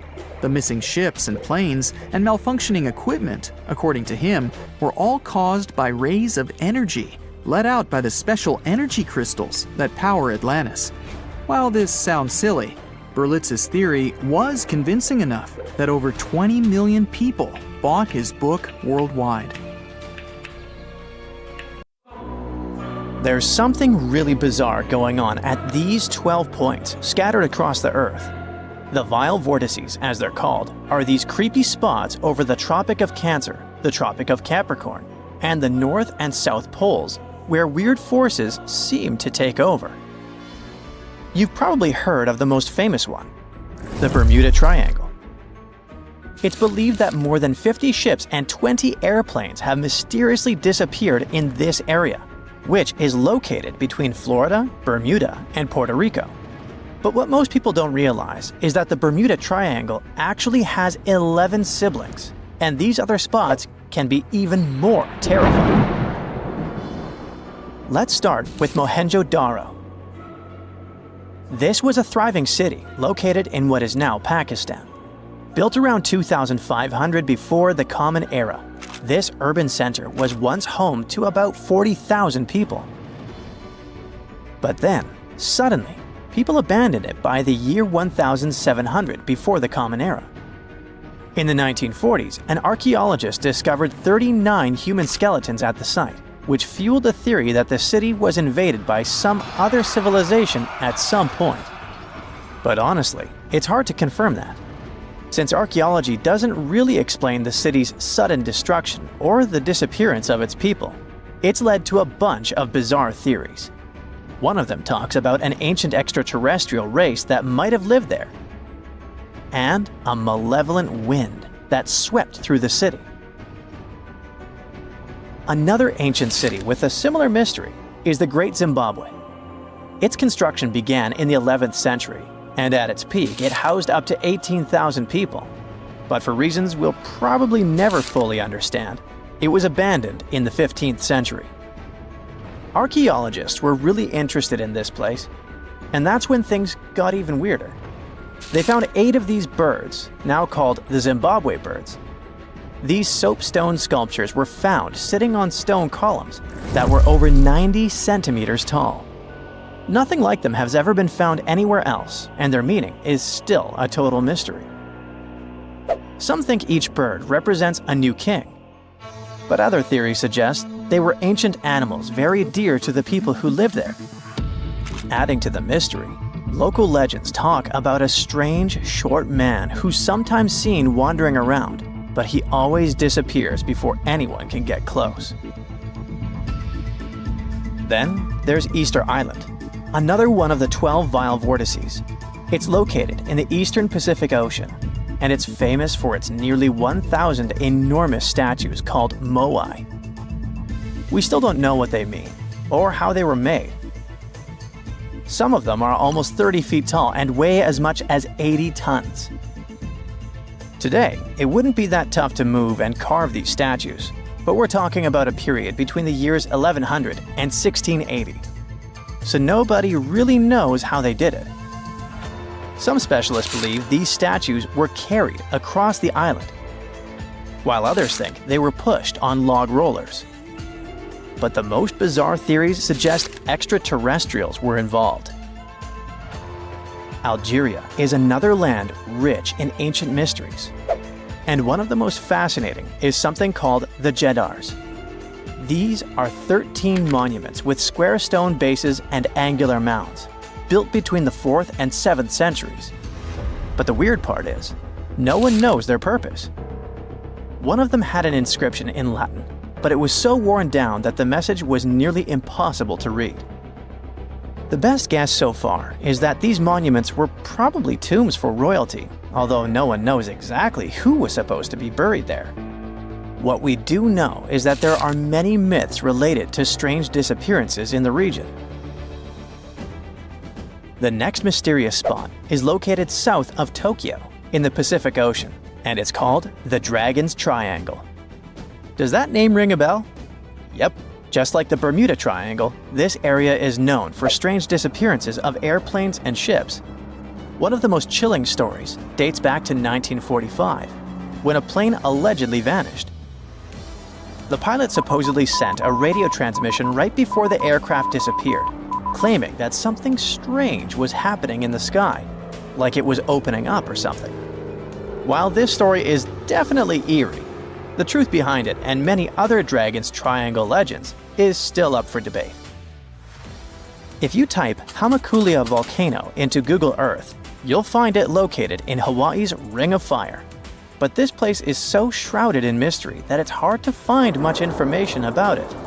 Some legends speak of unusual electrical energy being detected in the area, and there's even a story about an eyewitness who claimed to see a plane flying over it totally disappear from the radar. Another eerie spot is the South Atlantic Anomaly, which is an area on Earth where natural radiation flows out of control. While this doesn't affect our daily lives on the surface, it has a pretty big impact on Earth's atmosphere. The radiation there is so intense that it can knock out the onboard computers of spacecraft and interfere with the data collected by satellites passing through the area. To deal with this, specialists had to add an additional shield to the International Space Station. The South Atlantic Anomaly is also linked to a weird event that astronauts experience called cosmic ray visual phenomena. They've reported seeing random flashes of light or shooting stars out there in space, but it's all just some kind of illusion. From wild radiation to strange seismic activity. The Wharton Basin in the Indian Ocean is a place known for unusual tectonic events. In April of 2012, a massive earthquake measuring magnitude 8.6 hit the region. This was considered the largest intraplate earthquake ever recorded, meaning it happened within a tectonic plate rather than at its boundary. This caught the attention of scientists, who now speculate that the region might be forming a new boundary between the Australian and Indian plates. But for now, this is all still one big mystery. Now let's head to the Pacific Ocean. More specifically, to the New Hebrides Trench. This submarine trench is about 750 miles long and 45 miles wide. It formed when the Australian plate slid under the New Hebrides plate. There's no doubt that this is one of the creepiest and deepest spots in the ocean. The danger isn't just down in the deep sea either, as this trench has been connected to several earthquakes that affected New Caledonia and Vanuatu. This area also has some strange features. For example, when scientists explored it, they didn't find a single grenadier fish down there. This type of fish is one of the most common deep-sea creatures you'd expect to see in trenches around the Pacific. So why aren't they around the New Hebrides Trench? Maybe they know something we don't. The two remaining Vile Vortices are the North and South Poles. These two are on the opposite ends of the planet, but they share one thing in common: strange disappearances. One of the most famous stories from the North Pole happened in 1897. 3 brave explorers set out on a journey to reach the North Pole using a hot air balloon. But they never completed their mission. Their mysterious disappearance remains one of the most intriguing, unsolved mysteries in the history of Arctic exploration. The South Pole is also known for similar mysteries. It's believed that hundreds of people may be buried beneath the snow and ice of the coldest continent on Earth. Even with all the advancements in technology and knowledge, the South Pole can still be extremely dangerous for anyone who ventures there. The temperatures can drop to almost minus 130 degrees Fahrenheit, and the winds can get up to 200 miles per hour. And that's definitely enough reason to stay away. Now that you're familiar with the 12 Vile Vortices, let me tell you something even stranger. If you look at a map, you'll see that these places are arranged in a way that looks pretty similar across the globe. Here's the weird part. If you connect these spots where unexplained events have occurred, you actually form the geometric shape of an icosahedron. This could be just a huge coincidence, but the fact that these mystery spots align with this shape makes them even more intriguing. A bright flash on your left. Boom! Where did that lightning come from? Your plane shakes, your instruments stop working. A minute ago, the sky was clear and blue. Now it's pitch black.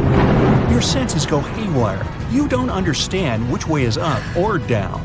It's a strange feeling. You're beyond time and space. Lightning flashes from all directions. Clouds envelop your plane and swirl it into a vortex. You grip the controls and repeat to yourself, "I'll get out of this. I'll get out." Through the dark and thick clouds, you see a ray of light. It's your only chance. Your plane flies toward the light like a moth to a flame, and whoosh! You break out of the terrible whirlwind. Your instruments are back to normal. The plane's no longer shaking. You're saved. That's how pilots who faced the Bermuda Triangle anomaly describe their experiences. Well, at least on TV shows. The huge chunk of ocean between Miami, Bermuda, and Puerto Rico remained the planet's most mysterious area. But it's not alone. Alaska has its own triangle. Since the late 80s, 16,000 people have disappeared there. Eyewitnesses to the Bermuda Triangle anomaly talk about thick fog, lightning, balls of light, and hallucinations. In Alaska, everything's a bit more complicated. People, planes, ships, they just disappear without a trace. There's no one around to tell us what it felt like. In 1950, a plane took off from Anchorage, Alaska, headed for Great Falls in Montana. It was carrying 8 crew members and 36 passengers. 2 hours after the start of the flight, the captain radioed in that everything was fine. Then, silence. The 100-foot-long plane seemed to evaporate into thin air. 85 aircraft and around 7,000 people searched for the plane. No trace. Not even a screw, bolt, nothing. That plane mystery made the Alaskan Triangle famous. If you look on a map, it's a wild and mostly unpopulated zone that passes near Anchorage, Barrow, and Juneau. If you connect the dots on a map, you get an epic triangle. You can fit the whole state of Oregon in it twice. If you read around, you'll find a bunch of major areas on the planet where weird stuff keeps happening over land, sea, desert, and jungle. Scientists have many questions about these places. They all have extreme electrical and magnetic anomalies. Planes and ships disappear in them. People hear stuff, see stuff, and here's some of them. China's Black Bamboo Valley looks like a Hollywood set for a seriously scary movie. Here, everything's creepy and mysterious. Ha, perfect. Imagine a bamboo forest that stretches up 130 feet. The green plants live extremely close to each other and barely let in any sunlight. A strange fog hangs in the air. Where it comes from and why it's always there, no one knows. And the mysteries don't end there. For centuries, people have disappeared in the vast forest. Scientists believe the site's crazy geology is to blame. Cracks can suddenly appear in the ground big enough to fall into. There are sharp changes in weather, and maybe even poisonous steam. Certain trees give it off when they fall to the ground. There's a long road through Ladakh in India. It's called the Magnetic Road. It slopes upwards and seems to violate the laws of gravity. Here's what happens. You drive to the foot of the hill, turn off the engine, and get out of the car. The car starts rolling uphill, up to 12 miles per hour. Why does it happen? Theory 1. The hill has an incredibly strong magnetic pull, and it attracts cars once they get too close. The Indian Air Force supposedly avoids flying over it to avoid any interference with their equipment. Version 2. It's all just an optical illusion. The hills around it seem to fade into the horizon. It looks to us like the road is sloped up, but it's actually not. Huge Lake Michigan looks more like a sea than a lake. And over the past 400 years, 6,000 ships have disappeared in it. Why does it happen? The lake has its own mysterious triangle, and there are actually more unsolved mysteries here than in the famous Bermuda Triangle. In 1950, Flight 2501 disappeared over the lake, en route from New York to Minneapolis. The fate of the 3 crew members and 55 passengers remains unknown. In 2007, an underwater archaeology professor was surveying the bottom of Lake Michigan. He found stones arranged in a circle 40 feet down from the surface. They kind of look like Stonehenge in England, but why were they at the bottom of a lake? Who put them there? Archaeologists found a carved pattern on one of the stones. Its outline resembles a drawing of an animal. Now, that's not unusual, except that this particular animal, which looks like a mammoth, was probably carved around 10,000 years ago. Sleep is very difficult for the Venezuelan locals who live near Lake Maracaibo. Right at the place where the Catatumbo River flows into the lake, there are huge electrical storms that can go up to 10 hours long. 260 days a year. That's over 1 million lightning bolts over the lake every year. Scientists don't know exactly what causes the daily lightning parties. Some people think it's due to the gas methane which comes out of the ground. Other scientists blame uranium deposits in the soil. Nowadays, though, most researchers are sure that the lightning's caused by weather. Cold mountain air smashes against warm sea air. The result? A lot of friction and moisture, the perfect combo for near-nightly natural fireworks. It's super loud and kind of annoying if you live nearby, but the area is really important for the planet. It helps regenerate our vital atmospheric ozone. And the one that started it all? The Bermuda Triangle. Planes, ships, all gone without a trace. The theories are endless. Scientists even think there might be a huge meteor at the bottom of the sea that emits its own magnetic energy. It might have confused the navigation equipment on all those unlucky carriers. And it's been going on for a while. Researchers think that it was causing trouble even way back in Columbus's time. As far as Alaska is concerned, magnetic anomalies are a dime a dozen. Around here, your compass might be off by 5, 30, or even 60 degrees. But equipment malfunction isn't really enough to explain the disappearance of so many aircraft and people in this absolutely massive state. Alaska is wild. High mountains, never-ending forests, snow in the winter, and some serious heat in the summer. There are 3 million lakes, 12,000 rivers, and around 100,000 glaciers. There's only one person per square mile. California has over 250. You could walk for days, weeks, even months without seeing anyone, except maybe a bear or two. And the days and nights can be really confusing this far north. Tourists from all over the world dream of coming to Alaska to see the planet as it was before. No concrete jungle, no endless roads, warehouses, and cornfields. But this isn't just a beautiful place. It's also an incredibly dangerous place. You can get lost in the forest, run out of food, get soaked to the bone, lose your compass or GPS. In the harsh conditions of Alaska, danger's always just around the corner. Most vacationers just aren't prepared for that. 80% of the state's communities aren't connected to the road system. Back in the Wild West, horses carried people, products, and information. In Alaska, it's all about planes. Alaska has 9,000 aircraft and 8,000 pilots, and counting. That's more than 1 out of every 100 Alaskans. Sudden weather changes, frequent and wild rain, snowstorms, and fog. Not a great recipe for a smooth flight. The wings on Alaskan plains can get covered with ice. The fog can hide the snowy mountaintops, and strong gusts of wind can knock a tiny plane way off course. That's what those pilots have to deal with every time they take off. So, that plane that disappeared? Investigators believe that the Douglas C-54 Skymaster disappeared due to bad weather, and any debris was covered with snow or fell into a lake. 5% of Alaska is covered in glaciers, and there are loads of cracks in them, some big enough to fit a person, a few people, or even a whole airplane. You probably saw a viral video where YouTubers hid a huge treasure in the Bermuda Triangle, and a random guy dared to go after it. He scored $10,000, but let's be real, his biggest win was getting out of there alive. This dangerous stretch of water between Florida, Puerto Rico, and Bermuda is notorious for its chilling and unexplained events. They say that more than 50 ships and 20 airplanes have mysteriously disappeared in the Bermuda Triangle. This leads to many theories, suggesting that this area is somehow linked to mystical powers or vortices that pull objects into other dimensions.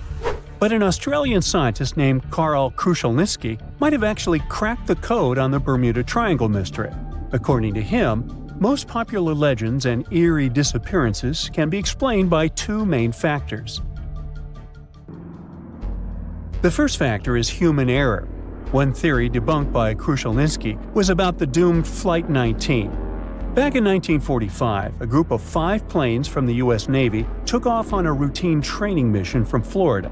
Everything was going well until, 90 minutes into the flight, the troop commander reported that they were lost, and then, poof, they just disappeared. One of the largest air and sea searches in history was conducted to find them, but to this day, no one has found any trace of Flight 19 or the 14 men on board. What still makes people scratch their heads about this event is that the weather conditions when they took off were actually great. A relatively warm day, fluffy white clouds drifting across the sky, and a breezy wind coming from the southwest.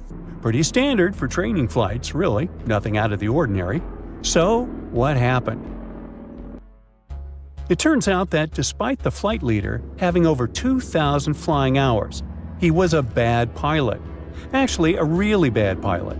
According to Krushelnitsky, the commander was such a poor navigator that he had gotten lost at sea on at least 2 previous occasions before the Flight 19 incident. On that doomed day, he even tried to get someone to cover his shift but was unsuccessful, to the misfortune of his entire team. After their training flight exercise was completed successfully, both compasses on board stopped working. On the patrol's radio, his anxious voice said they were over land, or precisely, he was sure they were flying above the Florida Keys. But that didn't make any sense. He had made his scheduled pass over hens and chicken shoals in the Bahamas less than an hour earlier, but now he believed his plane had somehow drifted hundreds of miles off course and ended up in the Florida Keys. He couldn't have been more wrong. According to the most plausible theories about this case, what he thought was the Florida Keys was actually some small islands in the Bahamas. And here's where the real mess happened. Instead of turning back to the west, toward Florida, he kept flying east, deeper into the Atlantic Ocean. His plane eventually ran out of fuel, and you already know the rest of the story. Okay, some theorists might argue that a malevolent force somehow interfered with the 2 compasses, causing them to fail while they were flying this supposedly cursed stretch of water. But let's face it, even if that were true, human error was the main factor here. The pilot shouldn't have mistaken the Bahamas Islands for the Keys. End of that story. Now, let's talk about the second factor that, according to Krushelnitsky, explains many of the strange disappearances in the Bermuda Triangle, and that's related to bad weather. A lot of Atlantic tropical storms and hurricanes actually pass right through the Bermuda Triangle. So before we had advanced weather forecasting, these storms had caused a bunch of ships to go missing back in the day. On top of that, the Gulf Stream runs through the area too. That's a super strong ocean current that can make the weather change quickly and sometimes pretty dramatically. So when you think about it, natural factors like these could explain many, if not most, of the disappearances. Take the USS Cyclops, for example. Back in 1918, this massive 500-foot cargo ship, carrying about 11,000 tons of manganese, just disappeared without a trace. It was sailing from the West Indies to Baltimore, with 309 people on board. What makes this event extra eerie is that not a single distress signal was sent. Over 100 years later, we still have no idea what happened to it. No wreckage has ever been found. Of course, people have come up with all kinds of theories about the USS Cyclops. One popular idea is that it ran into a sudden, violent storm. With all that heavy manganese on board, it might have capsized and sunk really fast. Others speculate about underwater events, like landslides or even a rogue wave. Now, this is not such a crazy theory if you think about it. According to Krushelnitsky, the Bermuda Triangle isn't just a bad weather zone. It is about the raw power of the ocean itself. The ocean floor there is way deeper than most people realize, going down nearly 30,000 feet. That's basically like Mount Everest in reverse. When the ocean water gets that deep, it tends to hide things. making it the perfect place for ships and planes to just disappear without a trace. The expert confirms that there is also a tiny chance that even stranger events could be happening beneath the waves of the Bermuda Triangle, and that is related to methane clathrate. This is a fancy name for an ice-like compound that forms underwater or in really cold places with methane gas trapped inside. Sometimes these structures can break free, creating bubbles on the surface, and this bubble shower can be fatal, at least for ships. Some experiments done with model ships showed that if enough bubbles rise up, the water's density drops, and this can mess with the ship's ability to float. If a large number of bubbles come up and cover a large area quickly, the ship could lose enough buoyancy to sink or tip over. But to be fair, the chances of something like that happening are very remote. So, human error and bad weather. Those are the two factors that likely explain all the mysteries surrounding this so-called malevolent stretch of water. But the truth is, the Bermuda Triangle isn't all that special. Although this region is very popular, there are no official maps that clearly outline its exact boundaries and say, look, here, precisely, is the Bermuda Triangle. And that is part of the problem. Disappearances and unexplained events that happen far from the actual region end up being lumped into the Bermuda Triangle's list of unexplained mysteries, like the Mary Celeste's fate. In 1872, this ship was found completely intact, but with no sign of the captain, his family, or the crew. People thought, okay, creepy fact, ghost ship, so it must be related to the Bermuda Triangle. But one thing doesn't add up. The Mary Celeste was abandoned about 400 miles east of the Azores, so we're talking about a completely different part of the Atlantic. By this time, the triangle has morphed into a trapezoid to cover that huge chunk of the North Atlantic. What I'm trying to say here is that once people start believing in a danger zone, confirmation bias takes over. But the facts are that the Bermuda Triangle sees tons of daily traffic every single day, both by sea and air. And according to experts, the number of incidents that happen there is pretty much the same as anywhere else in the world, percentage-wise. Some years the number is a bit higher, some years lower, but it averages out the same. With that in mind, it seems like it's time for us to finally move on from wild theories involving the Bermuda Triangle. Well, at least until the next bizarre disappearance comes along.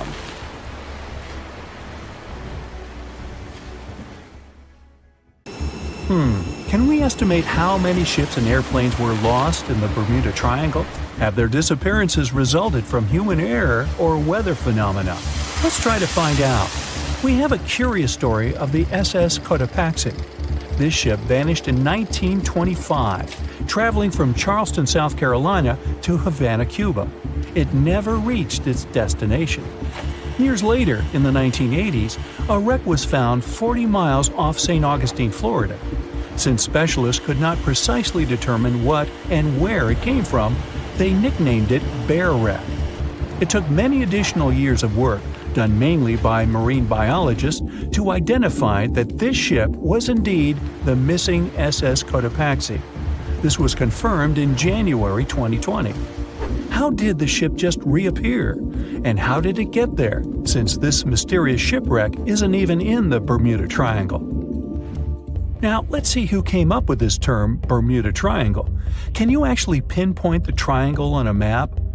No, it's not an officially recognized location either. The Bermuda Triangle does not appear on any world map. Nobody has agreed on its exact boundaries. There are only assumptions with approximations of the entire area, ranging between 500,000 and 1.5 million square miles. By all approximations, the region has a vaguely triangular shape. In 1964, an American author named Vincent Hayes Gaddis first came up with the idea when writing an article for Argosy magazine. He used the Bermuda Triangle to describe a triangular region that has destroyed hundreds of ships and planes without a trace. It is pretty hard to get the number of lost ships and planes because some ships and aircraft have gone missing without leaving a trace. Their wreckage in the region has not been recovered, but the recorded stories should help us. Legends about the Bermuda Triangle date back to the 15th century. like that of the Italian explorer Christopher Columbus. When sailing through the Atlantic waters, he passed by this location in the late 1400s. In what we now know as the Bermuda Triangle, he saw a huge flame that seemed to just crash into the ocean. Later, he saw an unusual light flashing in the distance at the exact location. Like many other sailors since then, his compass had severe malfunctions. Flight 19, a Navy plane on a routine schedule back in 1945, also started the Bermuda Triangle legend. It was commanded by Lieutenant Charles Taylor, and it's recorded that he just got lost in the triangle for no reason. Since pilots had no GPS back then, they had to trust their compasses and keep track of how long they'd been flying in a specific direction and their speed. Shortly after completing the task, both of the compasses on board stopped working correctly. Records found after the plane's disappearance also indicate that Taylor didn't have a watch on that particular day. The initial report stated that pilot error was to blame for this unfortunate event. However, because people weren't satisfied with this outcome, it was changed to causes or reasons unknown after several reviews. One surviving pilot named Bruce Guerin suggested he went through an electronic fog while passing above the triangle, making him travel through time. In 1970, when this incident happened, he was flying his aircraft when it was surrounded by two huge clouds that formed a whirlpool and spiraled. Like many others before him, he noticed that his navigation devices were malfunctioning. When he eventually made it out of those clouds, he discovered that his flight had only taken 35 minutes. It should have taken 75 in total. Since he had no other reasonable explanation for what he went through, he believed he must have been pushed forward in time. It's not only strange-looking clouds that have been seen above the Bermuda Triangle. In 2014, a pilot recalled almost colliding with a flying object that he could not identify whatsoever. Some of these strange encounters were even caught on tape. It's the case of an early 2015 flight whose passengers noticed a curious object just floating over the ocean. The pilots have yet to figure out what they actually saw back there. Okay, not all of the possible explanations have been this unusual. Oceanographers, for example, have also tried to explain why ships disappear around here. So they recently came back to one of their old theories: rogue waves. These are immense walls of water that just pop up suddenly. If multiple such waves rise simultaneously, they overlap like a wave sandwich. If one single wave can reach over 30 feet tall and happen simultaneously, it can create a rogue wave that can surpass 100 feet high. These types of waves can quickly overtake even the biggest of ships. Meteorologists came up with their own explanation too: hexagonal clouds. These unusual types of clouds can generate winds of up to 170 miles per hour. And they're pretty significant too, some reaching 20 to 55 miles across. As such, waves inside these wind giants can go as high as 45 feet. The Earth's own magnetic force might also have something to do with it. Within the Bermuda Triangle, compasses point to true north, the geographic North Pole, rather than magnetic north, the shifting magnetic North Pole. Some have even explained that since these two perfectly overlap in the Bermuda Triangle, it can cause a magnetic phenomenon that could make navigational devices malfunction. It's called the agonic line. The problem is that scientists have discovered that this line moves each year. It might have passed through the Bermuda Triangle at one point, but it's now through the Gulf of Mexico. Other strange natural phenomenon found along the coast of Norway could help explain why the Bermuda Triangle has claimed so many ships. There are some deep craters there, measuring up to half a mile wide and are 150 feet deep. Scientists believe they were created by methane gas bubbles. This gas seems to be leaking from deposits hidden deep in the seabed.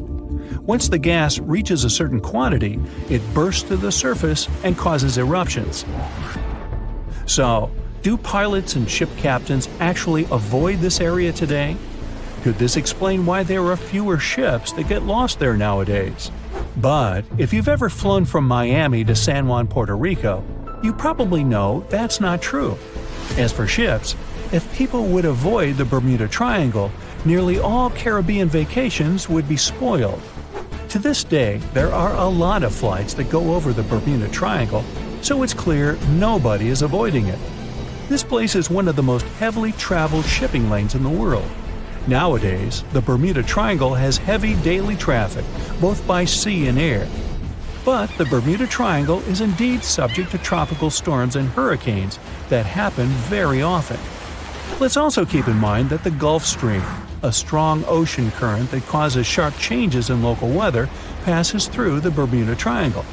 Besides, the deepest point in the Atlantic Ocean, the Milwaukee Depth, is also located in the Bermuda Triangle.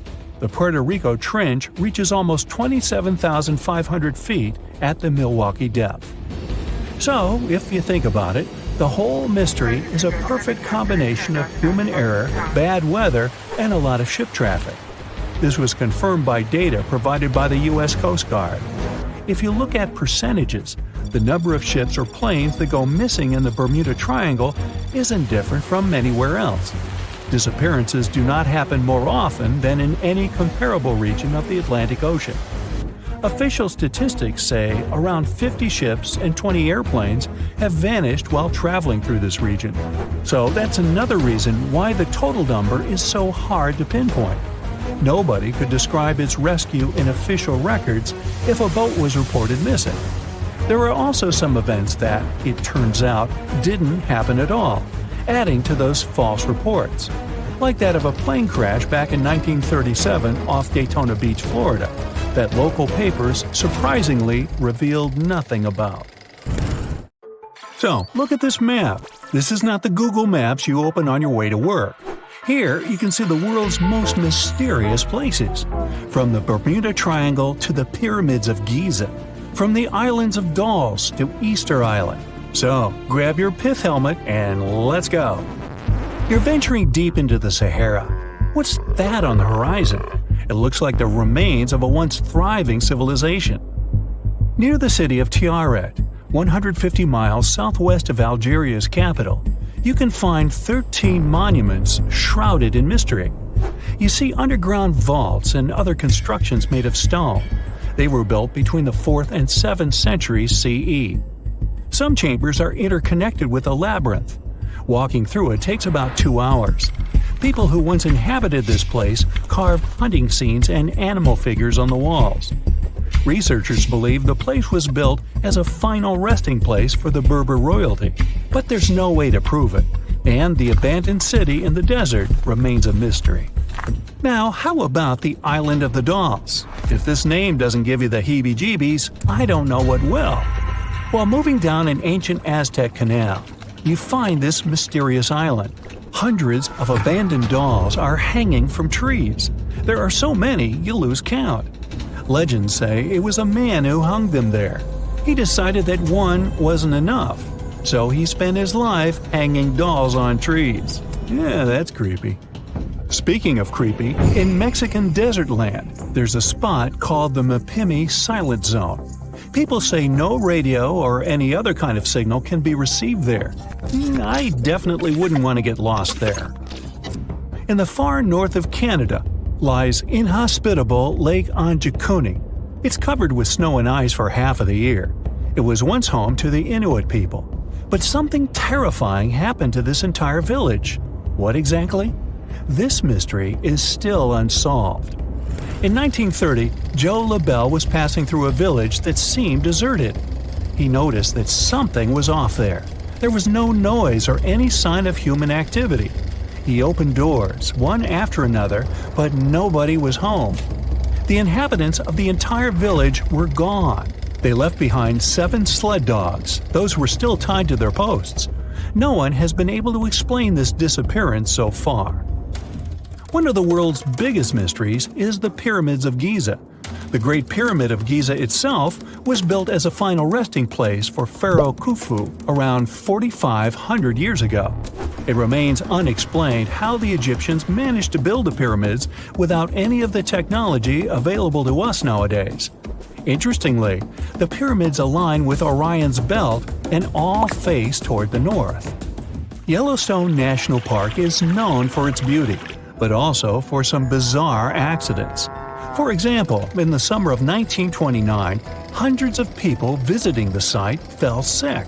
It all began with 6 employees, but quickly spread to the staff and guests of different hotels. Until today, it's unknown what happened. People didn't eat the same food, nor did they drink from the same water source or stay at the same hotel. So, make sure to keep an eye out for anything strange if you're ever in the area. The River Nid in North Yorkshire is said to turn things into stone. People from all over the world come to see this phenomenon with their own eyes. Tourists and locals travel there to leave different items in the well. A bicycle abandoned in the well turned into stone several days later. An old teddy bear became a piece of rock. Many believe that whoever stepped into this water would have a similar fate. But according to scientists, this is just a natural phenomenon.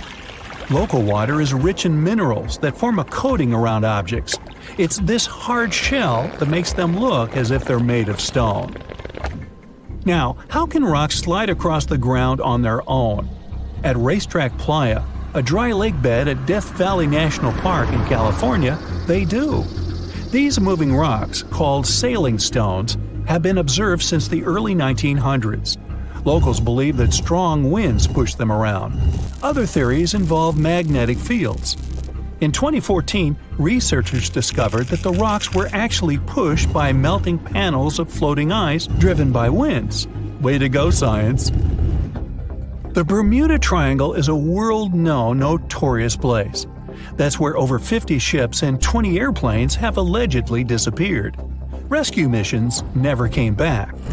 It's located off the coast of Florida in the middle of the Atlantic Ocean. Unexplained disappearances there date back to the mid-19th century.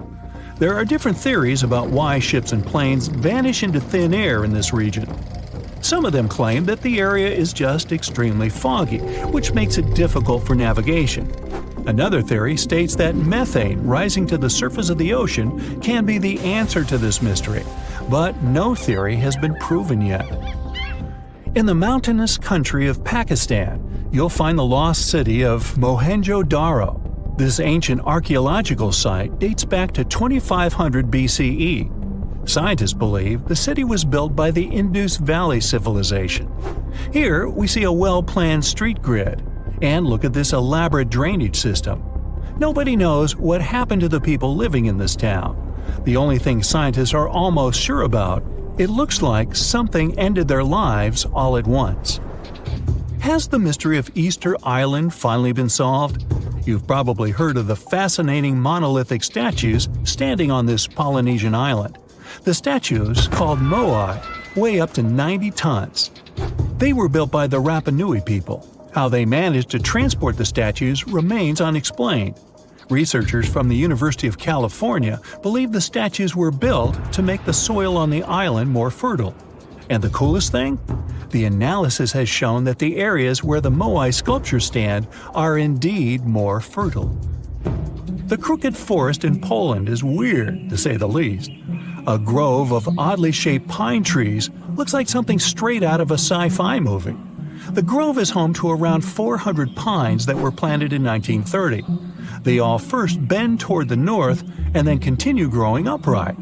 No one knows for sure why this happened. The surrounding forest is full of perfectly straight pine trees. Is there a monstrous creature living at the bottom of Loch Ness in Scotland? Whether it's a myth or reality, it sure is spooky. The legend of the Loch Ness Monster appeared somewhere around 1933.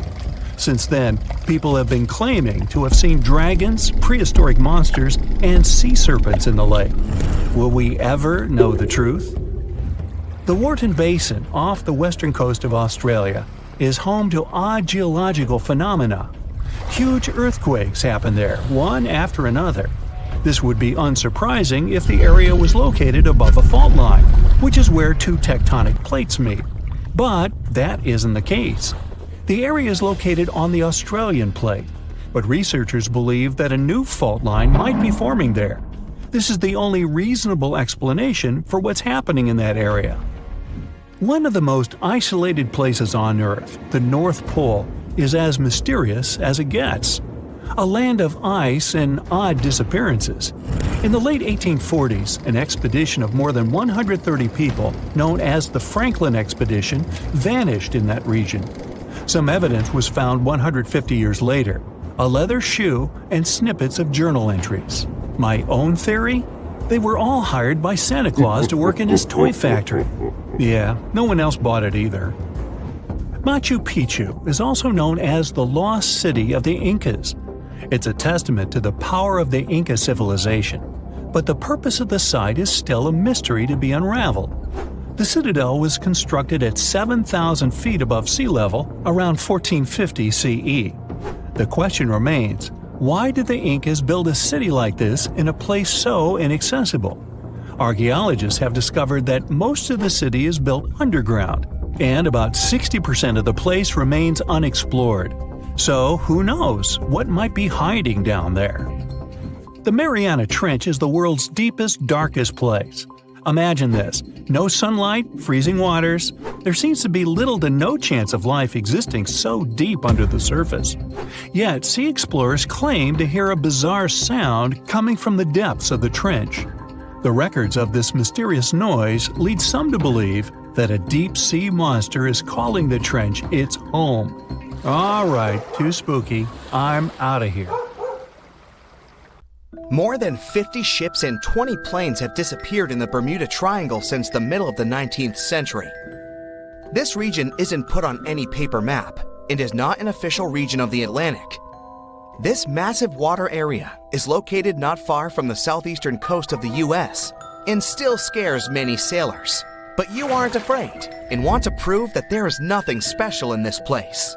You sail to the center of the Bermuda Triangle on a small fishing boat. You turn off the engine and wait.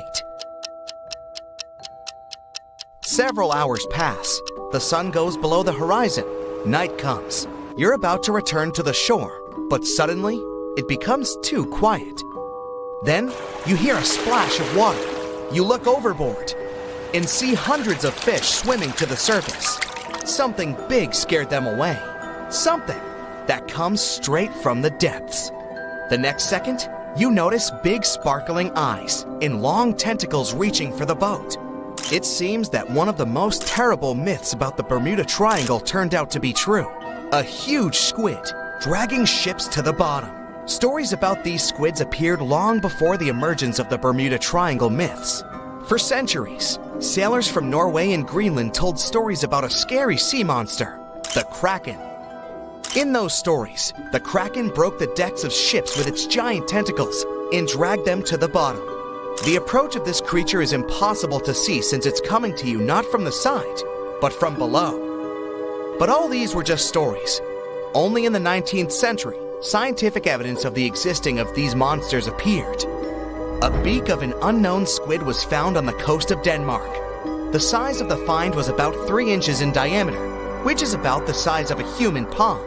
Then, it became clear that the Kraken was real, and it's just one variety of giant squid. Since then, more than 21 species of giant squid have been described, but the first video with this monster was recorded in 2004 in the waters of North Atlantic, not far from the Bermuda Triangle. Marine biologists used a lure to draw the squid out of the depths. The huge monster was about 30 feet long, which is about half a subway car. It suddenly appeared out of the ocean darkness and quickly attacked the lure, squeezing it with its tentacles. After that, many cases of squid have been recorded on photos and video. Huge squids were washed up on the shore, swam past ships.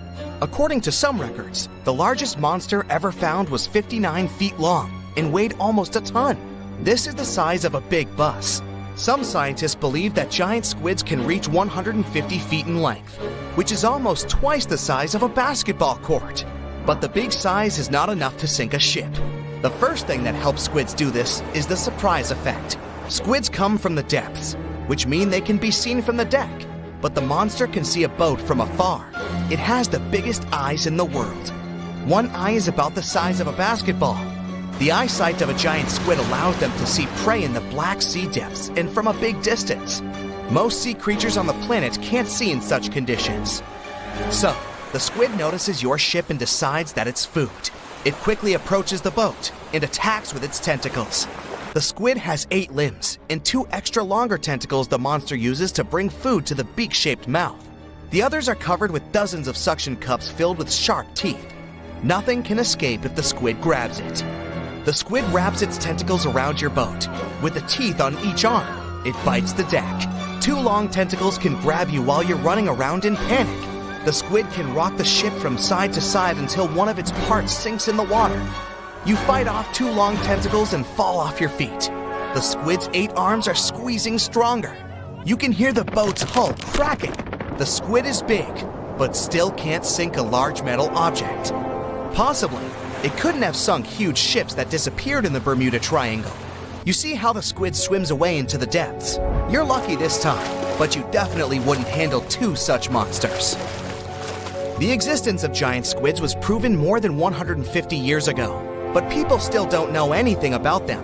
The fact is that they are some of the most elusive creatures on Earth. They swim fast, spending most of their time at depths of 1,300 to 3,000 feet. To descend there, people need sturdy submarines and bulky equipment that create a lot of noise. The squid will notice them much earlier and swim away. Scientists don't know anything about their behavior, social life, habits, or a distance they swim during the day. And most importantly, we don't know how many of them are hidden in the water. The ocean is only 5% explored. It's possible that millions of giant squids swim in the sea depths. Just imagine hundreds of giant tentacles reaching out to a group of ships sailing through the Bermuda Triangle. In the past centuries, they could easily sink an entire fleet, since the ships were made of wood and were lighter. Squids wrapped decks with their strong tentacles, made holes in the ship's bodies with their sharp beaks. Toothy suction cups could break the masts and tear the sails. The water was filling the holes and slowly rising to the deck. The ship sank in a matter of minutes. Survivors reached the shore and told everyone about huge monsters. This is how the legends of the Kraken appeared. Fortunately, now people have sonars and equipment for monitoring the sea space. You start the engine to swim to the shore and notice that about 30 tentacles are reaching out to you from the water. 3 giant squids squeeze the boat from all sides and pull it down. It looks like there's no way out. You look overboard and see black eyes looking right at you. At this moment, you find a solution. Squids spend their whole life in darkness and are afraid of the light. Fortunately, you have a signal rocket. You use it to scare the monsters away. Squids go back down into the water, but apparently not for long. You release a few more rockets into the ocean and scream in fear. The red light illuminates the sea darkness, and you see hundreds of moving tentacles. They quickly swim away from the fire to a safe distance. At full throttle, you're sailing to the shore and releasing all the signal fires into the water. You don't give the squids a chance to get close to you. Finally, you get to land, confident that you will never return to this place. The bad news is, these creatures swim not only in the Bermuda Triangle. People found giant squid in the oceans all over the world. Yeah, it's possible the giant squid is the main reason for the disappearance of ships, but this doesn't make the Bermuda Triangle a unique place. Boats and cargo ships disappear all over the Atlantic Ocean. The Triangle is not even included in the top 10 of such places. Also, this area is one of the most popular shipping routes of the Atlantic. And the more ships sail in one place, the more ships are lost. Many scientists believe the reason of the disappearances here is strong storms and hurricanes. Bermuda is located in an area of high pressure, which diverts thunderstorms towards the Triangle. The waves reach such sizes here that they can turn ships over. Thunder and frequent flashes of lightning disable planes. The Earth's magnetic field is weakened at the location of the triangle. This field works as a shield, which repels solar particles. Here, solar radiation passes through the upper layers of the atmosphere and can negatively affect the electronics operation. Also, there is a theory that says that the Bermuda Triangle is the center of a magnetic anomaly. But scientists made many checks of the magnetic map of this region and haven't found any oddities. Some people are still afraid of sailing through this region because more than 50 ships and 20 planes have disappeared here since the mid-19th century. You won't find this place on a regular paper map, as it's not an official region of the Atlantic Ocean. It's just an imaginary area of water in the shape of a triangle near the southeastern coast of the US. Right now, we're going there to debunk all the myths and fairy tales about this place. The most popular theory says that the ancient city of Atlantis was once located where the Bermuda Triangle is now. It was inhabited by a more advanced civilization than the rest of the people on Earth. In this area, some mysterious crystals were installed that generated infinite energy and powered the entire city. Then the city sank, and its ruins still lie on the bottom of the Atlantic. But among its ruins, there are still places where crystals work. They're the reason for most disappearances. Crystals randomly release beams of energy towards the surface and disable the electronics of planes and ships. There are no facts to support this theory. Someone once wrote this legend in a book about the Bermuda Triangle, and some people have been supporting it ever since. However, there's some oddity associated with electronics. Astronauts of the International Space Station noticed the Earth's magnetic field is weakened in the Bermuda Triangle area. This field is a shield that protects us from solar radiation. Above the triangle, the particles of the sun's rays move faster than in any other part of the planet. This causes unstable work in the electronics of satellites flying in the atmosphere of Earth. It doesn't apply to ships and planes, though. There's also a theory that the Bermuda Triangle is the center of a magnetic anomaly causing navigation errors, but regular checks of the magnetic map of this region don't reveal any issues. You arrive at the place, the water is calm, and there's no coming storm in sight. You look at the compass and see the arrow moving from side to side. Oh no, it's begun! Panic rises within you, and you quickly turn the steering wheel of the ship to sail away from this place. Oh, stop. There has long been an explanation for the strange compass behavior in this area. The Bermuda Triangle is one of the rare places on the planet where true north and the magnetic one are in the exact same direction. True north is the geographic north pole of our planet. Magnetic north directs to the north magnetic pole, which constantly wanders around the Earth. Sometimes these poles coincide, and the straight line that connects north and south is called the agonic line. If you fall into this line, your compass will behave strangely. It won't point exactly to the north. Imagine that you're the captain of a ship sailing in the Bermuda Triangle at the beginning of the 20th century. You need to know where north is to get to the shore. You look at the compass and it points incorrectly. You're deviating from your original course and sailing in the wrong direction. There's the Caribbean Sea near the triangle, peppered with small islands. The sea floor here isn't deep. The ship can get in shallow waters. And now, the ship is stuck on a shoal, and you have no idea where you are. If this were the 21st century, the ship's captain would be able to reach the shore using GPS and other modern navigation. But the most interesting thing is that the compass would work correctly this time, since the magnetic North Pole hasn't already coincided with the true one for a long time in the territory of the Bermuda Triangle. The agonic line is somewhere far away from here. There are no problems with navigation now, but for some reason, this is where ships disappear. In fact, not just here. Throughout the Atlantic Ocean, there are places where many more ships have gone. The Bermuda Triangle is not even in the top 10 of such places. One of the main reasons why many ships are lost here is that one of the most popular shipping routes in the Atlantic passes through the Bermuda Triangle.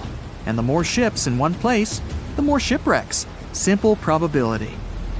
Other theories say there's a space-time rift in this region. Ships and planes fall into this rift and end up in the past or the future. But for some reason, there's not a single proof of this myth. There's no reason to think that the rift is hidden somewhere here. The base of an extraterrestrial civilization is located in the Bermuda Triangle. Visitors from other galaxies steal sea vessels along with the crew, so no one finds the wreckage of the ships. This is also a popular myth that has no scientific justification. Sunken ships are not found here, as there's one of the deepest trenches in the world. Any sinking ship will sink to a depth of about 19,000 feet. The enormous pressure and distance makes it difficult to find the ships. Also, the Puerto Rico Trench is nearby. In some spots, it's as deep as 27,500 feet. The Kraken lives somewhere in the triangle. It's a huge squid that sinks ships, and is also a legend that sailors tell each other. However, gigantic squids live in the depths of the ocean. They can grow to the size of half a train car, but no cases have been recorded where they have sunk a large vessel.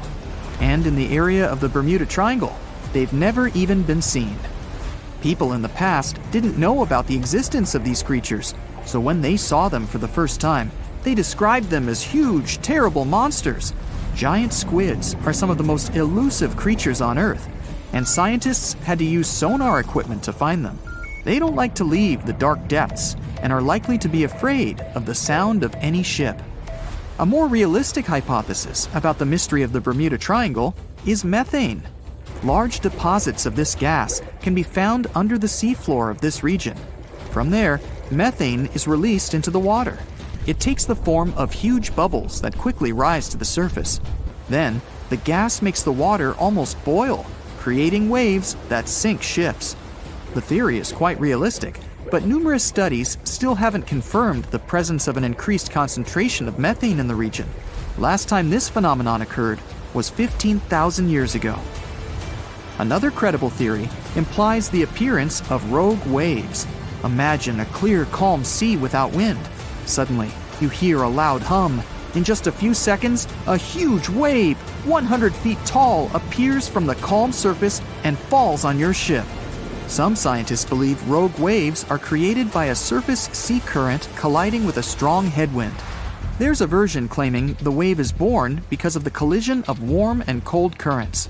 But the most interesting theory says the waves are formed by kinetic vampirism.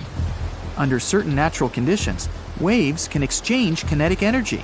And among all the waves, there will be one, the vampire, that gets the energy of all the others. When it accumulates enough energy, the vampire wave spills it out. This explains the force of the impact and its sudden disappearance. This phenomenon is observed in all the waters of the world's oceans, but there's no evidence that it occurs most often in the Bermuda Triangle. If rogue waves appeared there, it was not during a calm. A restless sea is the main reason for ship disappearances in the Bermuda Triangle. Severe storms and hurricanes are a frequent thing there, because the Bermuda Islands is an area of high pressure that diverts thunderstorms towards the triangle. Huge waves simply overturn ships, and thunder and lightning flashes disable planes' electronics. There's nothing mysterious about this. Storms and ship disappearances occur in all oceans, but a lot of legends were made exactly about the Bermuda Triangle. It all started in the middle of the 20th century when a book was published that tells us that Atlantis lies in the waters of the triangle. No proof was given, but people liked this mysterious theory so much, they began to build upon it. They started making documentaries about it and writing new books. Each material devoted to the fantastic nature of the triangle was based not on facts, but the theories of other written books and films. And when a topic is popular, you can make money on it. Readers enjoy it, and authors are rewarded. "Can you drive faster, please?" you ask the taxi driver nervously. You arrive at the airport and quickly grab your bags from the trunk, rushing to the building in cold sweat. You bump into people in the crowd, apologizing on your every step, and finally, you're on board. In a few hours, you go from the airport straight to the yacht awaiting you in the harbor, and only seeing the shore drift away from you brings you calm. At last, your Bahamas vacation has begun. You lie down and close your eyes in peace. A slight rocking of the yacht wakes you up. You don't know exactly how long you slept, but the sun is slowly sinking below the horizon. You enjoy a magnificent red sunset, but after a minute, you suddenly realize that you can't see the shore. You run across the deck, looking this way and that. The endless ocean is everywhere. You reassure yourself of having navigational skills and go to the bridge. You look at the compass and see the arrow turning like crazy. Oh, the Bahamas, the Atlantic Ocean, the compass! Wait a minute. Oh no! You're in the Bermuda Triangle! You've heard a lot of stories about this place. Sea monsters, an extraterrestrial base, time loops, and Atlantis. But what to believe? Try to guess which of the theories about the Bermuda Triangle are true. So, the compass, GPS, and internet on your phone become useless. all electronic stuff isn't working. You can't start the yacht's engine to leave this place. Does this happen in the Bermuda Triangle or not? One of the most popular shipping routes passes through the Bermuda Triangle. Every year, many ships sail here, and since the 19th century, only 50 have disappeared. There are places on the planet where many more ships were gone. And if there were serious problems with navigation in the triangle, then the ships would never sail here. Previously, the compass wouldn't work well in the Bermuda Triangle since the lines of the two poles coincided here, true north and magnetic north. If you fall into this line, your compass will behave strangely. But the magnetic north is constantly shifting, and now it's far beyond the triangle. Your navigation is fine. The electronic stuff is fine too. But the fuel on your yacht ran out since you forgot to turn off the engine. You call the rescuers, and they promise to get to you soon. At this moment, a low-frequency noise comes from the depths of the ocean. The sky is twilight, and you notice a bright glow coming from the water. Then, a few feet away, a huge beam of orange light bursts out of the water and rushes into the sky. Another beam shoots out from the other side of the yacht. The starry sky is overcast. It seems like a huge blaster is shooting plasma columns into the sky. A new circle of light appears around your yacht. It gets brighter, and the energy charge breaks your ship in half. In a life jacket, you jump into the water screaming. A bright light is formed right below you, and, of course, it's all fairy tales. One of the most popular theories is that the site of the Bermuda Triangle was once the ancient city of Atlantis. The people who lived there had amazing technologies that have no rivals in the modern world. And among these technologies, energy crystals were the most incredible. They generated energy and fed it to all of Atlantis. The city is sunken, but the crystals continue to work and release rays of energy directly from the seafloor. This legend appeared around the middle of the 20th century. It was the beginning of all the other popular myths about the Bermuda Triangle. You sit in the cabin and wait for the rescuers. The yacht is rocking. A storm is coming. You look out the window to understand how serious it is, but you can't see anything. Something dark and sticky has pressed itself against the glass from the outside. And this something is moving. It's a huge tentacle. They're everywhere, clinging to the yacht from all sides. You hear the ship's planks crack and run out onto the deck. A heavy thunderstorm has come, and a huge squid appears from the water. It wraps its tentacles around the yacht and pulls it down. You can't move out of fear. This is also not true. Gigantic squids do exist, but they swim in all the oceans and aren't able to sink big ships. There's no evidence that the Kraken or other similar monsters live in the Bermuda Triangle's depths. Somewhere, far away on the horizon, you notice a ship. Finally, the rescuers! You sit on the deck, grab a soda, and wait quietly for them.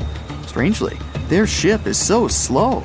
Then you notice that it's made of wood and has black sails. You can hear shouts and cheers. They're pirates, with eye patches, sabers, and parrots. Yar! They sail closer and throw ropes on the deck of your yacht. No legend says pirates of the last centuries operate in the Bermuda Triangle, or that the Flying Dutchman makes other ships disappear. A popular theory is that ships travel to the distant past or future through a time portal in the Bermuda Triangle. Fortunately, these are all myths, and you're sitting in our reality and still waiting for rescuers. A storm does begin, though. Huge waves shake the ship. You realize the rescuers will not get to you in this weather, so you'll have to wait until morning. You put on a life jacket and hold on tightly to the steering wheel. The storm seems not too strong, but at this moment, to the right of the yacht, you notice a huge wave. It's the size of a 10-story building. The wave appears too quickly and turns your ship over like a feather. The impact is so hard that the yacht turns over twice and remains on the water. The huge wave dissipates as suddenly as it appeared. A second later, a bright light bursts through the clouds. This is not the sun, but a glowing disc. It descends towards your yacht and changes the gravity. Your ship is slowly rising into the air. A loud howl strikes your ears. The glowing disc opens, and you find yourself in a black space. This is also a legend. Spaceships from other galaxies don't abduct people in the triangle. You're back on the deck during a storm. That huge wave was real, by the way. This phenomenon is called rogue waves. People see them all over the world, and not just during storms. A rogue wave can suddenly appear during a calm sea. Even now, scientists have not fully studied the nature of this phenomenon. Many believe the waves transfer kinetic energy to each other and create a single wave that spits out the charge and becomes unexpectedly huge. Immediately after that, the wave disappears as the energy has run out. There's no evidence that these waves are often happening in the triangle. However, the Bermuda region is subject to frequent storms and hurricanes. In such conditions, the rogue can easily appear. The storm is ending. You're glad you managed to survive. You can see the first rays of the sun and hear the water foaming around the yacht. There are no waves. The sea is calm, but the surface of the ocean behaves strangely. It looks like the yacht has been caught in a huge bowl of boiling soup. The boiling is so strong that the ship is rocking wildly. You hold on tightly to the steering wheel, but an especially powerful thrash throws you overboard. Calm down, everything's fine. There's a realistic but unconfirmed theory that says there are methane deposits under the Bermuda Triangle. Sometimes, the gas comes out from below the seafloor and fills the water with huge bubbles that foam the surface. This phenomenon exists, but numerous studies have shown that there's no methane concentration in the Bermuda Triangle. You have already spent almost 24 hours in one of the most mysterious places on the planet and survived. Finally, you see the rescuers. The ship is approaching you. People take out canisters of fuel to refill your yacht. But at this moment, you see a huge fin the size of a sailboat. And then, a huge shark jumps out of the water. Its jaws are filled with hundreds of sharp teeth, as big as an adult's palm. The shark pounces on your yacht and pulls it to the bottom. Okay, that's not true either. In fact, there's not even such a myth about the megalodons swimming in the Bermuda Triangle. If you draw up a map, trace a line connecting the island of Bermuda, Puerto Rico, Miami, and back to Bermuda, what do you get? The infamous triangle, known for swallowing thousands of ships and aircraft over the centuries. But there's a new mystery to this already enigmatic place. Something's lurking deep in the waters below, and it's leaving bizarre clues of its existence. Splash! Your submarine hits the water surface. You descend 100, 1,000, 2,000, 3,000 feet. It's getting darker. The sub's walls creak as the pressure grows. Over 1,400 psi. It's like the weight of a grand piano squeezing every square inch of your body from all sides. You've made it to your destination. All that's left is to spot the beast. Just in time. Among the black void, you see a bright green glow off in the distance. It's getting closer. As it approaches, it gets bigger. This is it! The creature that's been leaving strange circular markings on fish, dolphins, whales, and even other sharks. Behold, the cookie cutter shark! Don't let its size fool you. It may be no longer than a bowling pin, but this creature is a parasite. It attaches itself to other marine animals using its neatly arranged serrated teeth. With one bite, it fills its belly, detaches, and goes on about its day. Its mobile snack also swims away with its life. The only evidence of this rendezvous, a cookie-shaped mark on its body. Don't assume you're safe in your submarine. These bold little guys have been known to go after subs too. You decide not to risk the shark punching a hole in the only thing keeping you from being squished to a pulp by the surrounding water.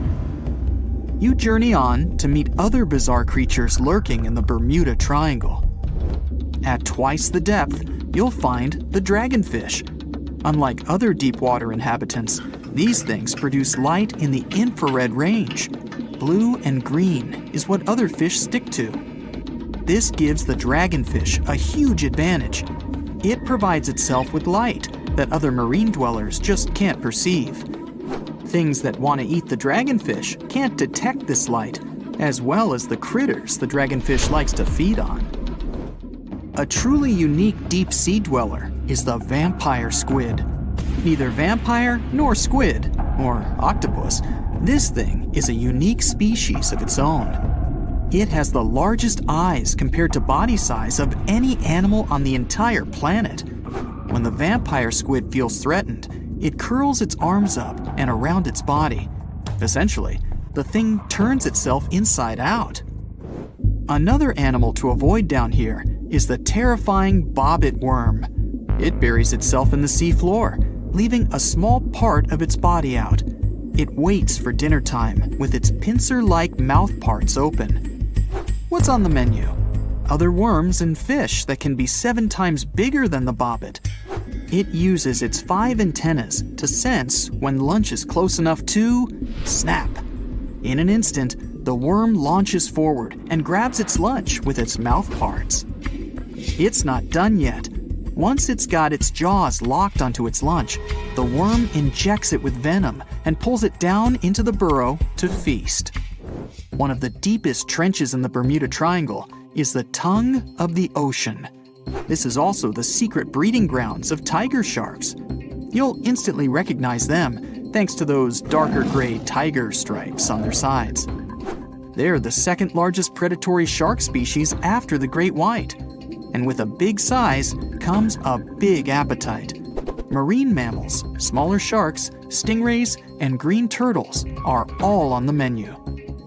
If you ever come face to face with a tiger shark, hopefully not, remember this: you can tell the fish's age by looking at its stripes.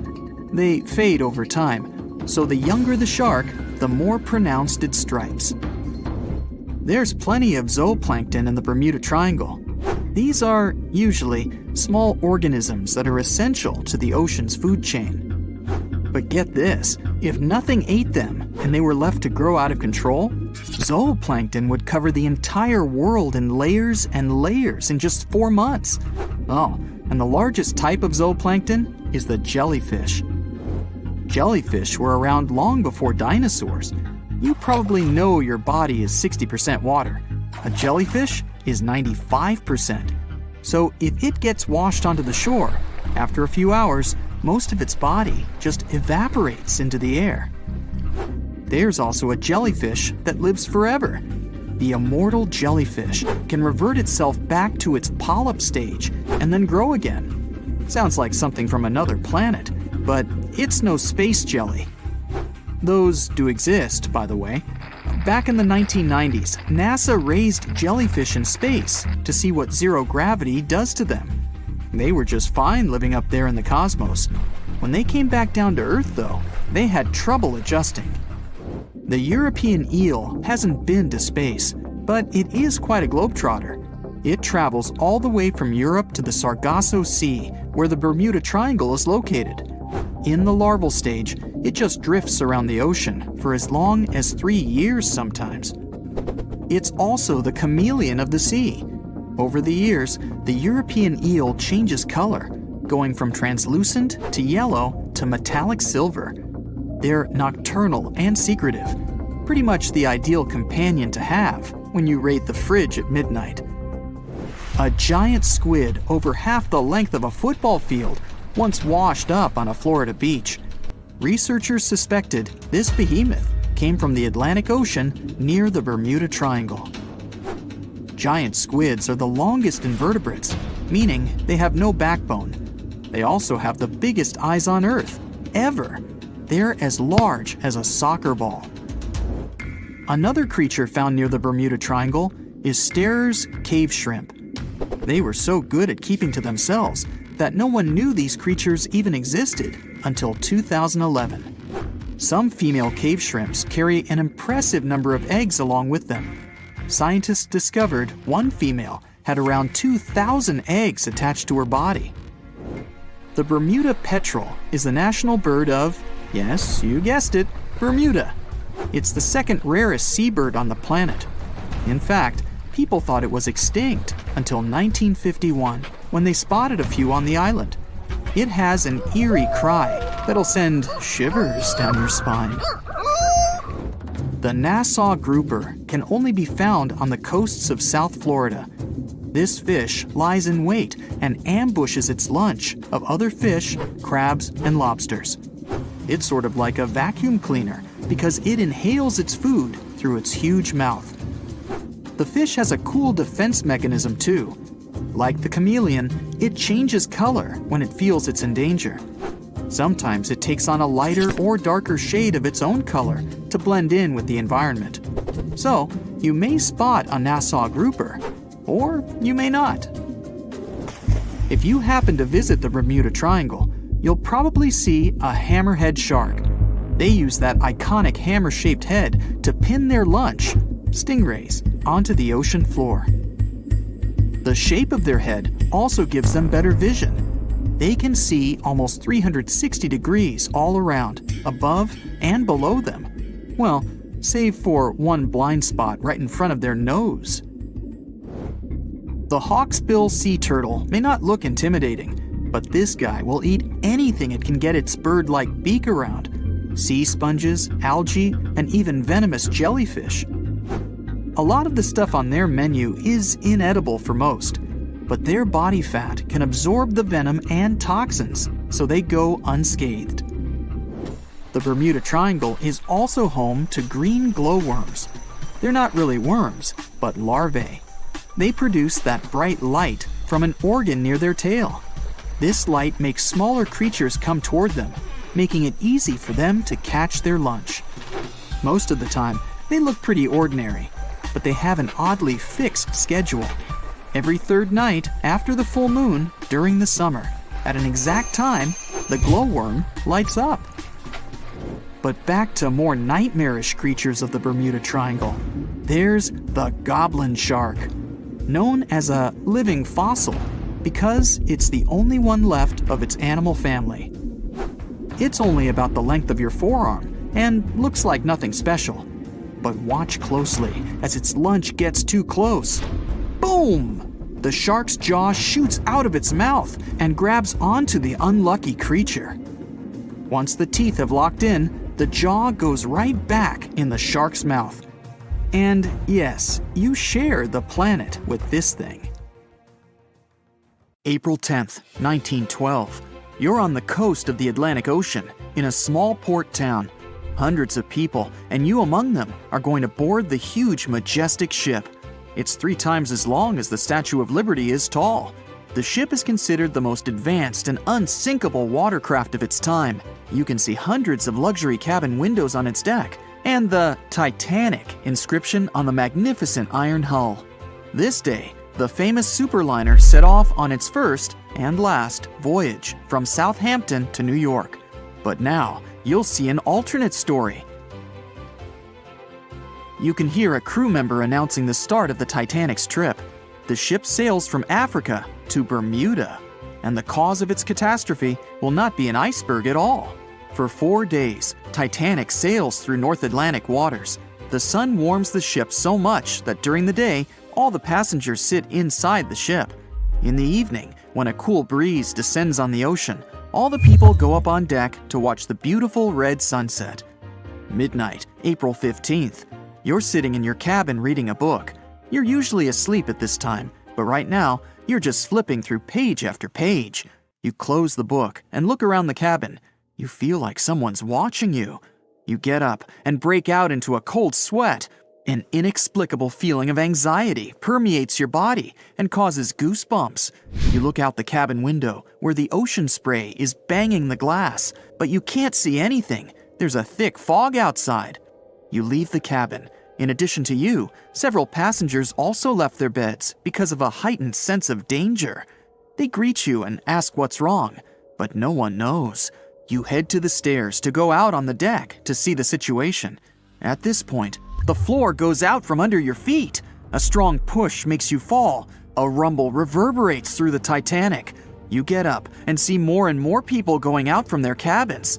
You run up the stairs and meet a crew member. He doesn't tell you anything, but his eyes are wide with fear. You go up on deck and can hardly see anything. A thick, wet fog has settled over the ship. Several passengers are holding their heads as if they have a headache. You see the captain and ask him what happened. The captain admits that he has no idea where you are. You see a compass in his hand. The arrow turns in different directions. It's impossible to determine where exactly the ship is now. Interestingly, there was no such thing as the Bermuda Triangle before 1964, but the first reports of missing ships in this area date back to the middle of the 19th century. Another push. This time you've managed to stay on your feet. It felt like something big just hit the ship. You run to the railing at the edge of the deck and stare overboard. Through the white fog, you notice a huge shark fin. You haven't seen the full size of the shark, but from what you've seen, it must be as long as a train car.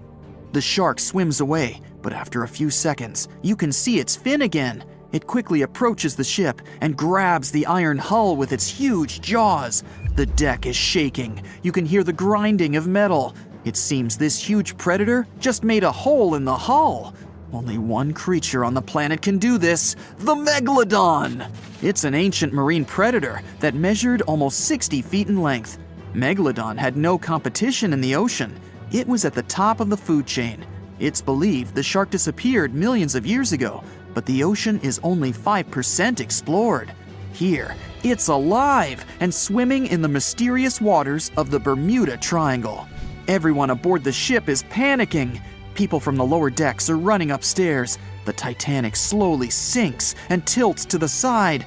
Everyone goes to the lifeboats, but no one dares to get in them while the huge ancient monster is around. The ship's bow submerges under the water. You stand on the left side of the deck and see the Megalodon bite off pieces of the iron hull. You shout to the people in the stern section that the Megalodon is busy and they have time to evacuate. The first rescue boats with passengers go down on the water. Some passengers just jump overboard. Fortunately, the water is much warmer than the place where the Titanic actually sank. You put on a life jacket and jump too. The Megalodon attacks the ship and drags it deeper into the water. The smell of the Titanic's kitchen must have attracted it. You find yourself among the ship's flotsam and lifeboats. The fog's finally rising. The starry sky and the moon illuminate the sea's surface.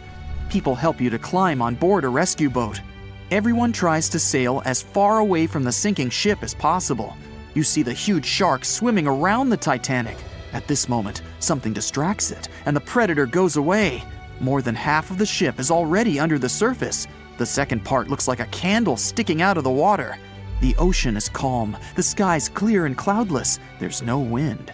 From the side, you see a huge wave growing behind the Titanic. It's about 50 feet high, like a 5-story building. It knocks the ship down as easily as if it was made of paper.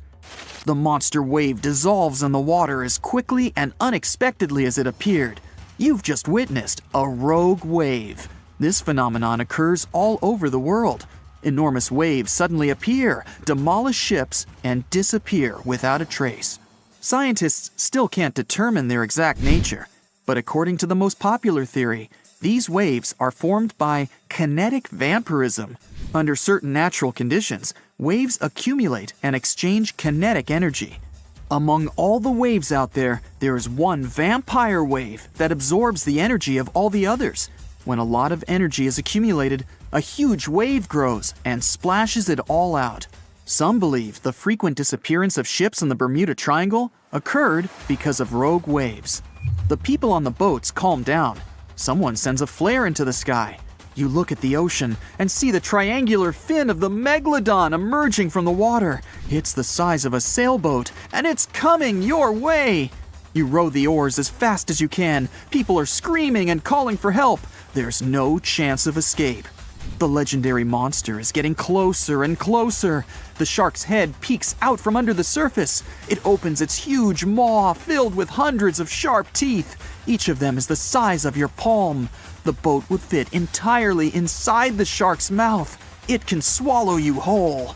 The shark stops and closes its mouth at arm's length from the boat. You can see the water bubbling around you. From the ocean depths, several giant tentacles lash out and wrap around the Megalodon. They pull the shark down.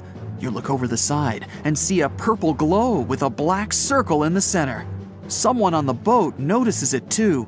People start screaming, "It's looking at us!" a woman shouts. After a second, you get goosebumps, and a shiver runs through your entire body.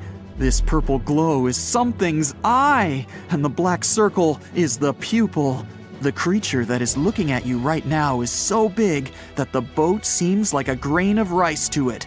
It's the Kraken! The giant squid, an ancient monster that sank hundreds of ships, but whose existence has not been proven by anyone yet. Fortunately, the boat you're sitting in is too small to interest the Kraken. You can see its eye moving deeper away. Huge tentacles pull the struggling megalodon into the depths.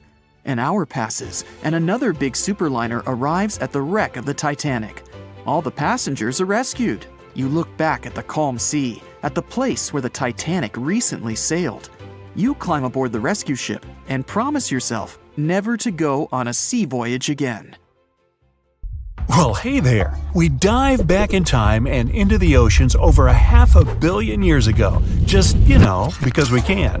Whoa! Watch out! It's not megalodon or giant sea reptiles you need to look out for here. It's a bizarre, unearthly-looking creature called Anomalocaris. The name means unlike any other shrimp, and I think you'll agree, it looks like a nightmarish cross between a shrimp and a modern-day centipede. 2 tentacles protruding from its face, each lined with razor-sharp teeth. Oh yeah, and this thing was about the size of your leg. With a wave-like movement of the flaps on each side of its body, it was graceful for a terrifying creature. It was also more advanced than any other life on this planet at the time. Especially those huge eyes. You have only one lens in each of yours. This giant shrimp had 16,000. That's 4 times more than a common housefly. And you know how good their vision is. Good enough to dodge that swatter every time. All this allowed Annie to become one of the first animals on this planet to feed on others. Yep, here it is. Earth's first hunter. Its favorite meal? Trilobites. Hey, try a bite. Those are the ancient ancestors of crabs. Some of their fossils have marks on them in the same shape as the monster shrimp's mouthparts. Terrors of the past like this got to be so giant thanks to more oxygen in the atmosphere. A perfect example of this, Meganeuropsis. Imagine a dragonfly. Now make it as big as a cat, and with a wingspan longer than your arm.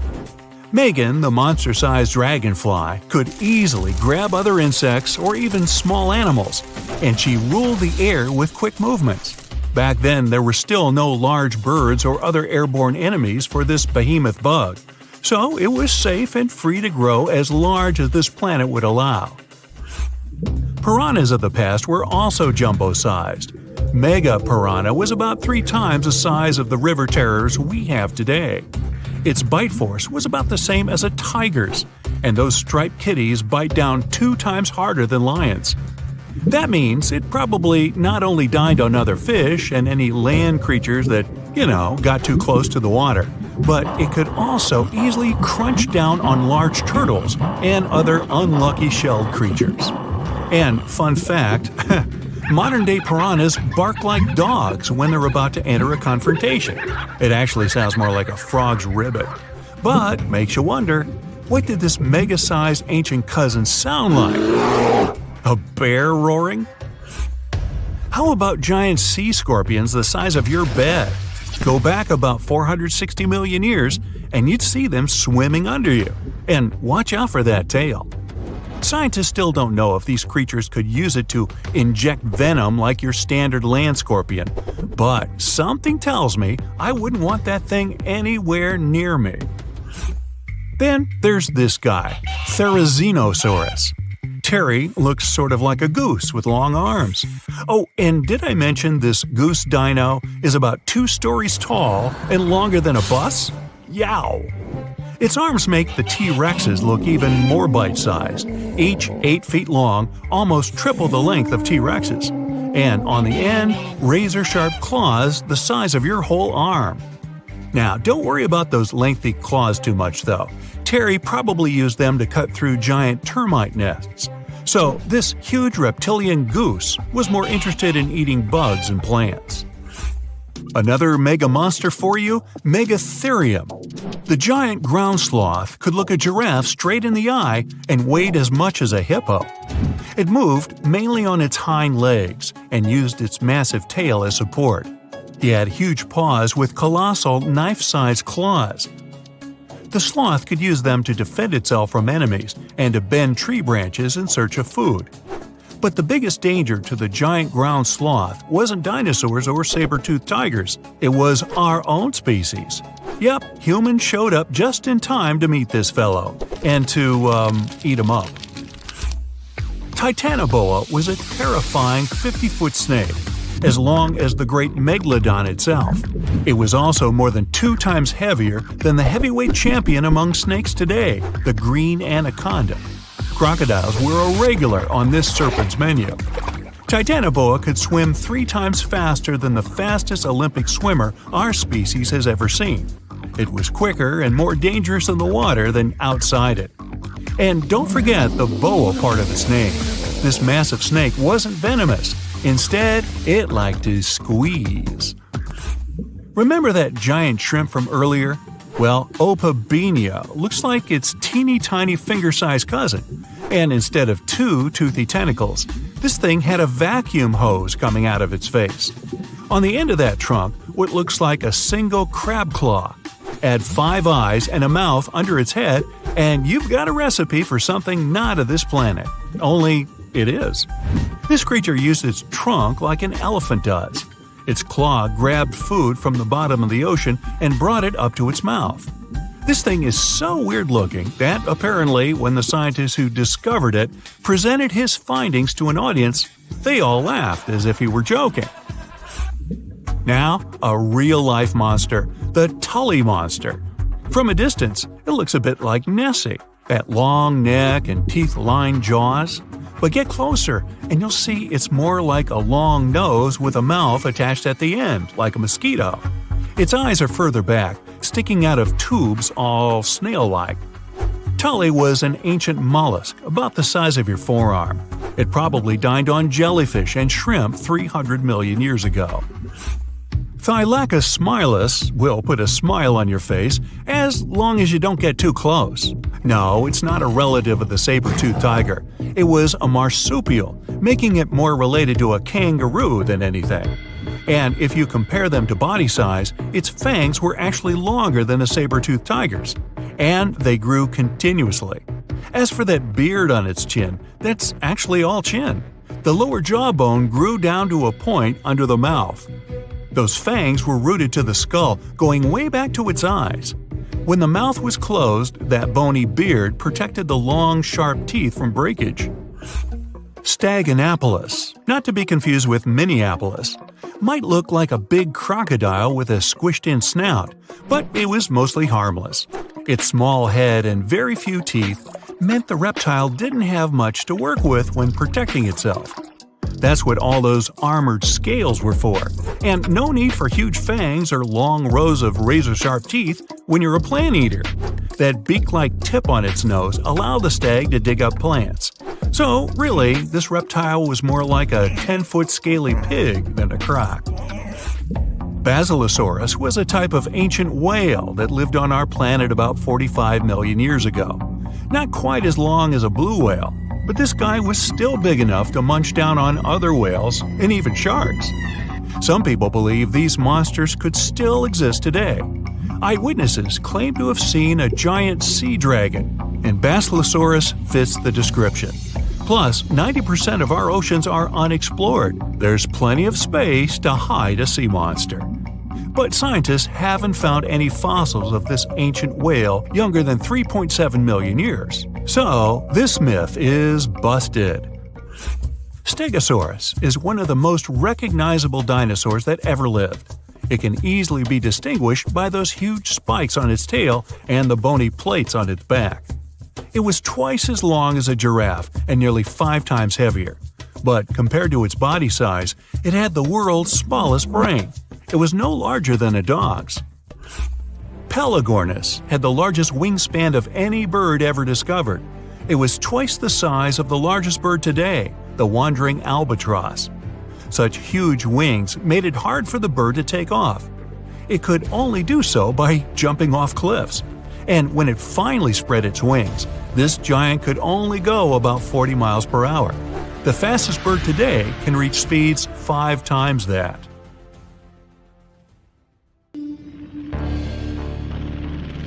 In 1945, 5 TBF Avenger aircraft took flight for a routine training exercise around the Bermuda Triangle. In the middle of the exercise, the planes were struck by intense rain and heavy winds despite the clear weather forecast. The pilots became extremely disoriented and radioed the base to report that their navigational equipment had stopped working. The last thing the base heard was, "When the first plane drops below 10 gallons, we'll all go down together," and then static. The 5 planes and their 14 crew members were never seen or heard from again. On his very first voyage to the New World in 1492, Christopher Columbus sailed through the Bermuda Triangle. Columbus reported that one night when he was on the deck of the ship, he noticed a giant light appear in the distance, unlike anything he had ever seen before. Columbus looked at his compass for direction, and it gave off erratic readings. You might have noticed that the Bermuda Triangle doesn't appear on any world map. This is because official institutions refuse to acknowledge that the area actually exists.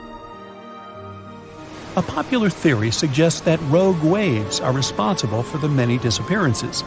Rogue waves are called extreme storm waves by scientists.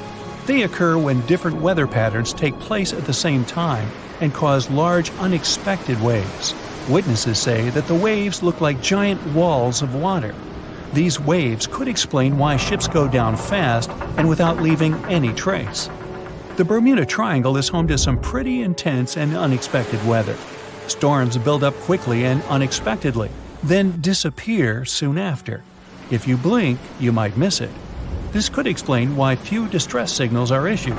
Pilots and sailors never saw the weather coming. No one knows exactly how many ships and planes have disappeared in the Bermuda Triangle. The rough estimate is 50 ships and 20 planes. Most of the time, the disappearances had no explanation and no wreckage has ever been left behind. Another bizarre theory trying to solve the Bermuda Triangle mystery comes from Charlie Berlitz. He insists that the area is home to the lost city of Atlantis.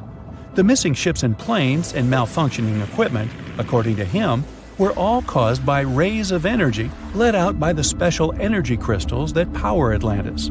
While this sounds silly, Berlitz's theory was convincing enough that over 20 million people bought his book worldwide. In the year 1800, a large sailing vessel called the USS Pickering departed from the U.S. on its way to the West Indies. The ship sailed into the Bermuda Triangle along with its 90-man crew and was never heard from again. The USS Pickering was the first ever confirmed ship to vanish in the Bermuda Triangle. It's believed that the ship was taken out by a storm, but because no wreckage was ever found, we'll never know for sure. When the TBF Avenger planes went missing, a massive search operation was conducted. Boats and planes searched the Bermuda Triangle for any signs of the aircraft. One of the boats searching was a PBM-5 Mariner airboat. The airboat took flight at 7:27 p.m.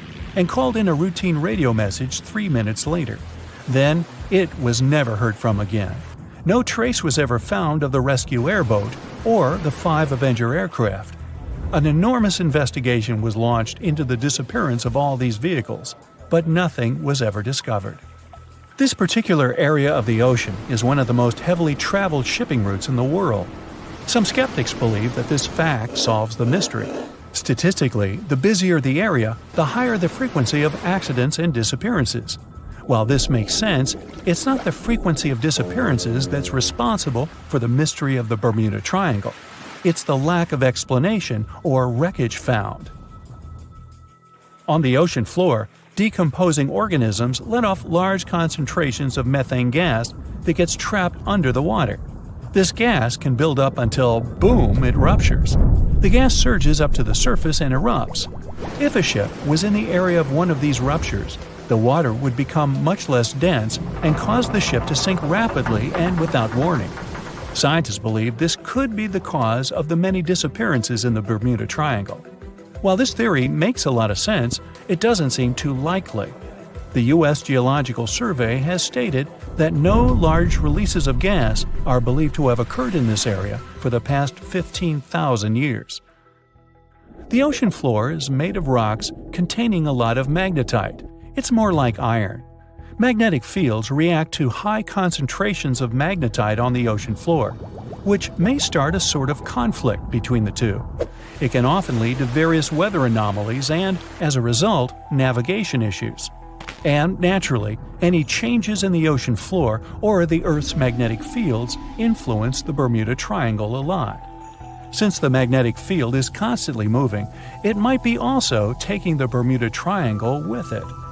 Now that people know where the triangle is, it's easy to avoid it. It supposedly moves eastward together with the magnetic poles, but scientists still can't answer where exactly it will be in a couple of years. Some people blame all the disasters on the extraterrestrial paranormal activity. Others suppose it's all about raging natural phenomena. There's another triangle in Lake Michigan. Just like the one near Bermuda, the Michigan Triangle got its shady reputation for some disappearances. The first recorded one dates back to 1679. A large vessel, one of the largest of that time, set out on an expedition, yet once it got in the sinister triangle, it never came back. Much later, an aircraft disappeared in this triangle. The skies are usually very clear there, but back in 1883, some people witnessed abnormal things in the area. Some claim to have seen large blocks of ice falling from the skies, and the crew even managed to save one as hard proof. Meanwhile, the Pacific Ocean Mystery Area is another sinister triangle. Off the south coast of Japan, not far away from Tokyo, there's a sea where plenty of ships met their doom, disappearing without a trace in these waters. They call it the Devil's Triangle. Some scientists believe the cause of anomalies is the environmental changes. Also, there's a really high concentration of methane hydrates on the bottom of the ocean in the Pacific Triangle area. You're deviating from your original course and sailing in the wrong direction. There's the Caribbean Sea near the triangle, peppered with small islands. The seafloor here isn't deep. The ship can get in shallow waters. And now the ship is stuck on a shoal, and you have no idea where you are. If this were the 21st century, the ship's captain would be able to reach the shore using GPS and other modern navigation. But the most interesting thing is that the compass would work correctly this time, since the magnetic North Pole hasn't already coincided with the true one for a long time in the territory of the Bermuda Triangle. The agonic line is somewhere far away from here. There are no problems with navigation now, but for some reason, this is where ships disappear. In fact, not just here. Throughout the Atlantic Ocean, there are places where many more ships were gone. The Bermuda Triangle is not even in the top 10 of such places. One of the main reasons why many ships are lost here is that one of the most popular shipping routes in the Atlantic passes through the Bermuda Triangle. And the more ships in one place, the more shipwrecks. Simple probability. Then, it just starts getting weird. Other theories say that there's a space-time rift in this region. Ships and planes fall into this rift and end up in the past or the future. But for some reason, there's not a single proof of this myth. There's no reason to think that the rift is hidden somewhere here. The base of an extraterrestrial civilization is located in the Bermuda Triangle. Visitors from other galaxies steal sea vessels along with the crew, so no one finds the wreckage of the ships. This is also a popular myth that has no scientific justification. The Kraken lives somewhere in the triangle. It's a huge squid that sinks ships and also is a legend that sailors tell each other. However, gigantic squids live in the depths of the ocean. They can grow to the size of half a train car, but no cases have ever been recorded where they sunk a large vessel. And in the area of the Bermuda Triangle, they have never ever been seen. People in the past didn't know about the existence of these creatures, so when they saw them for the first time, they described them as huge, terrible monsters. Giant squids are some of the most elusive creatures on Earth, and scientists had to use sonar equipment to find them. They don't like to leave the dark depths and are likely to be afraid of the sound of any ship. So, that should squash the squid as a suspect.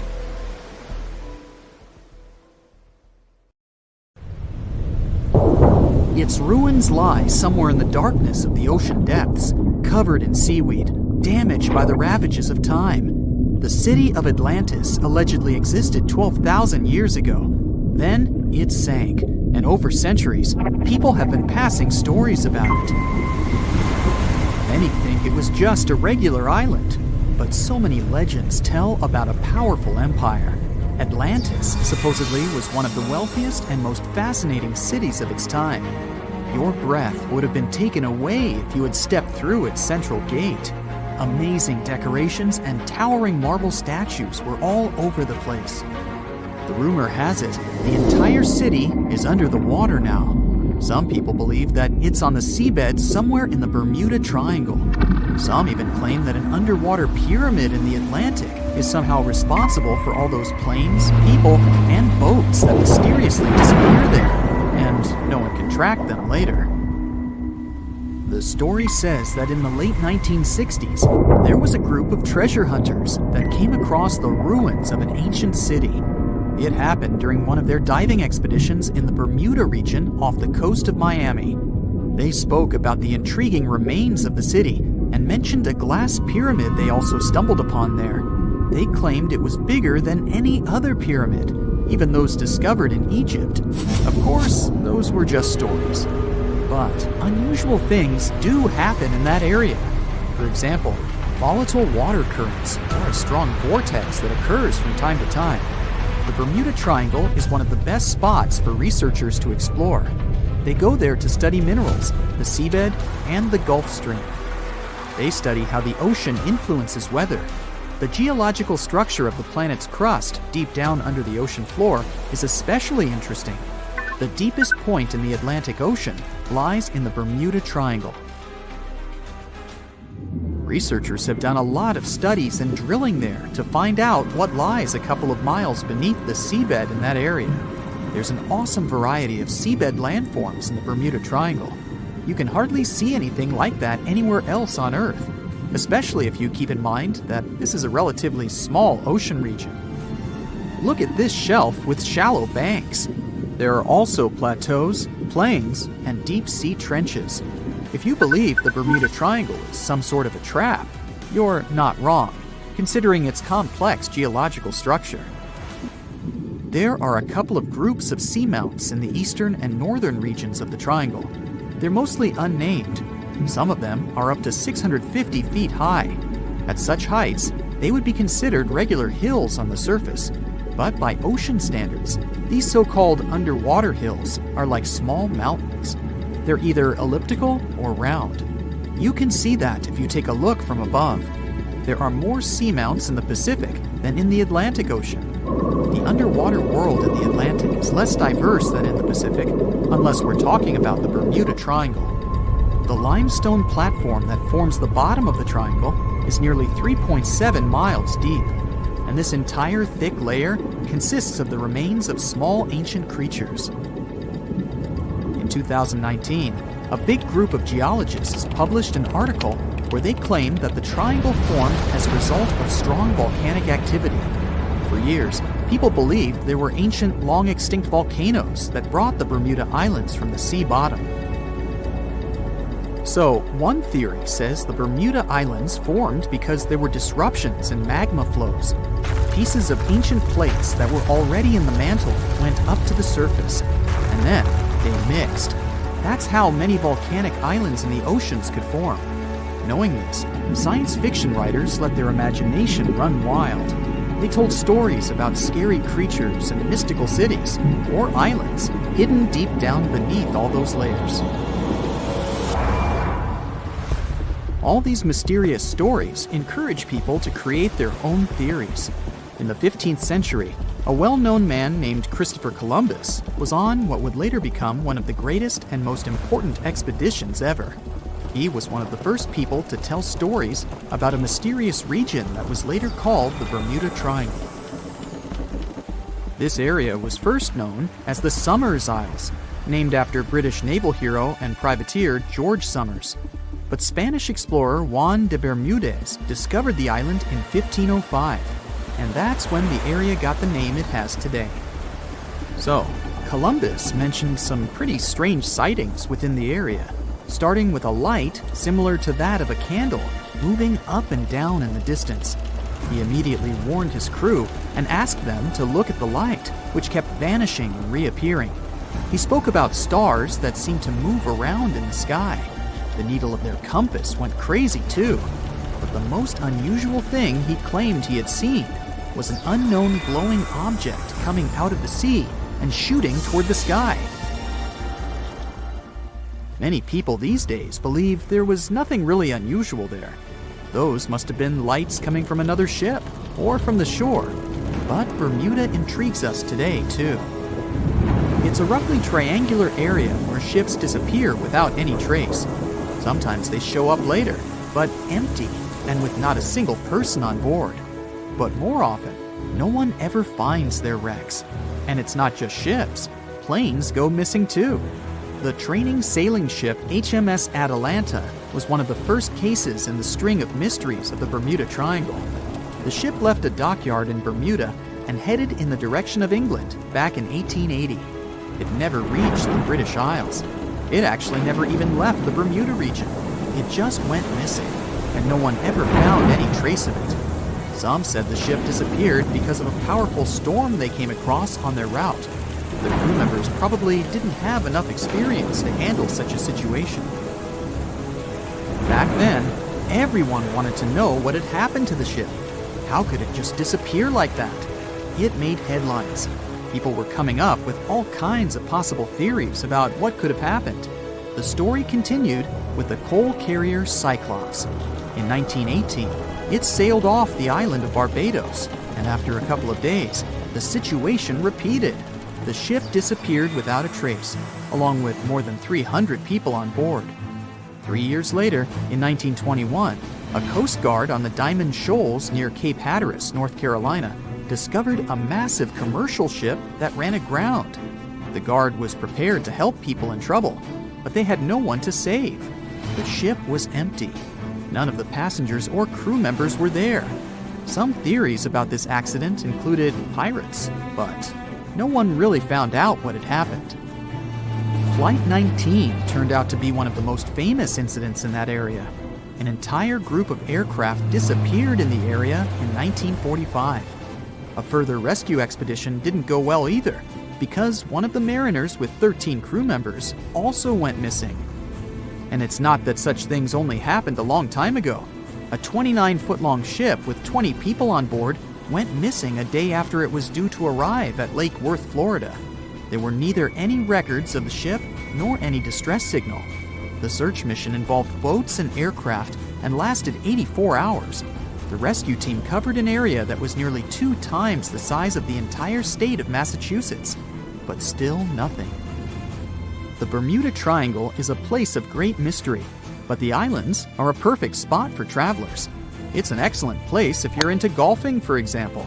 So, if you're lucky, you might easily run into some famous golf players or celebrities while there. And here's something interesting for music fans. John Lennon got inspiration for nearly 25 of his songs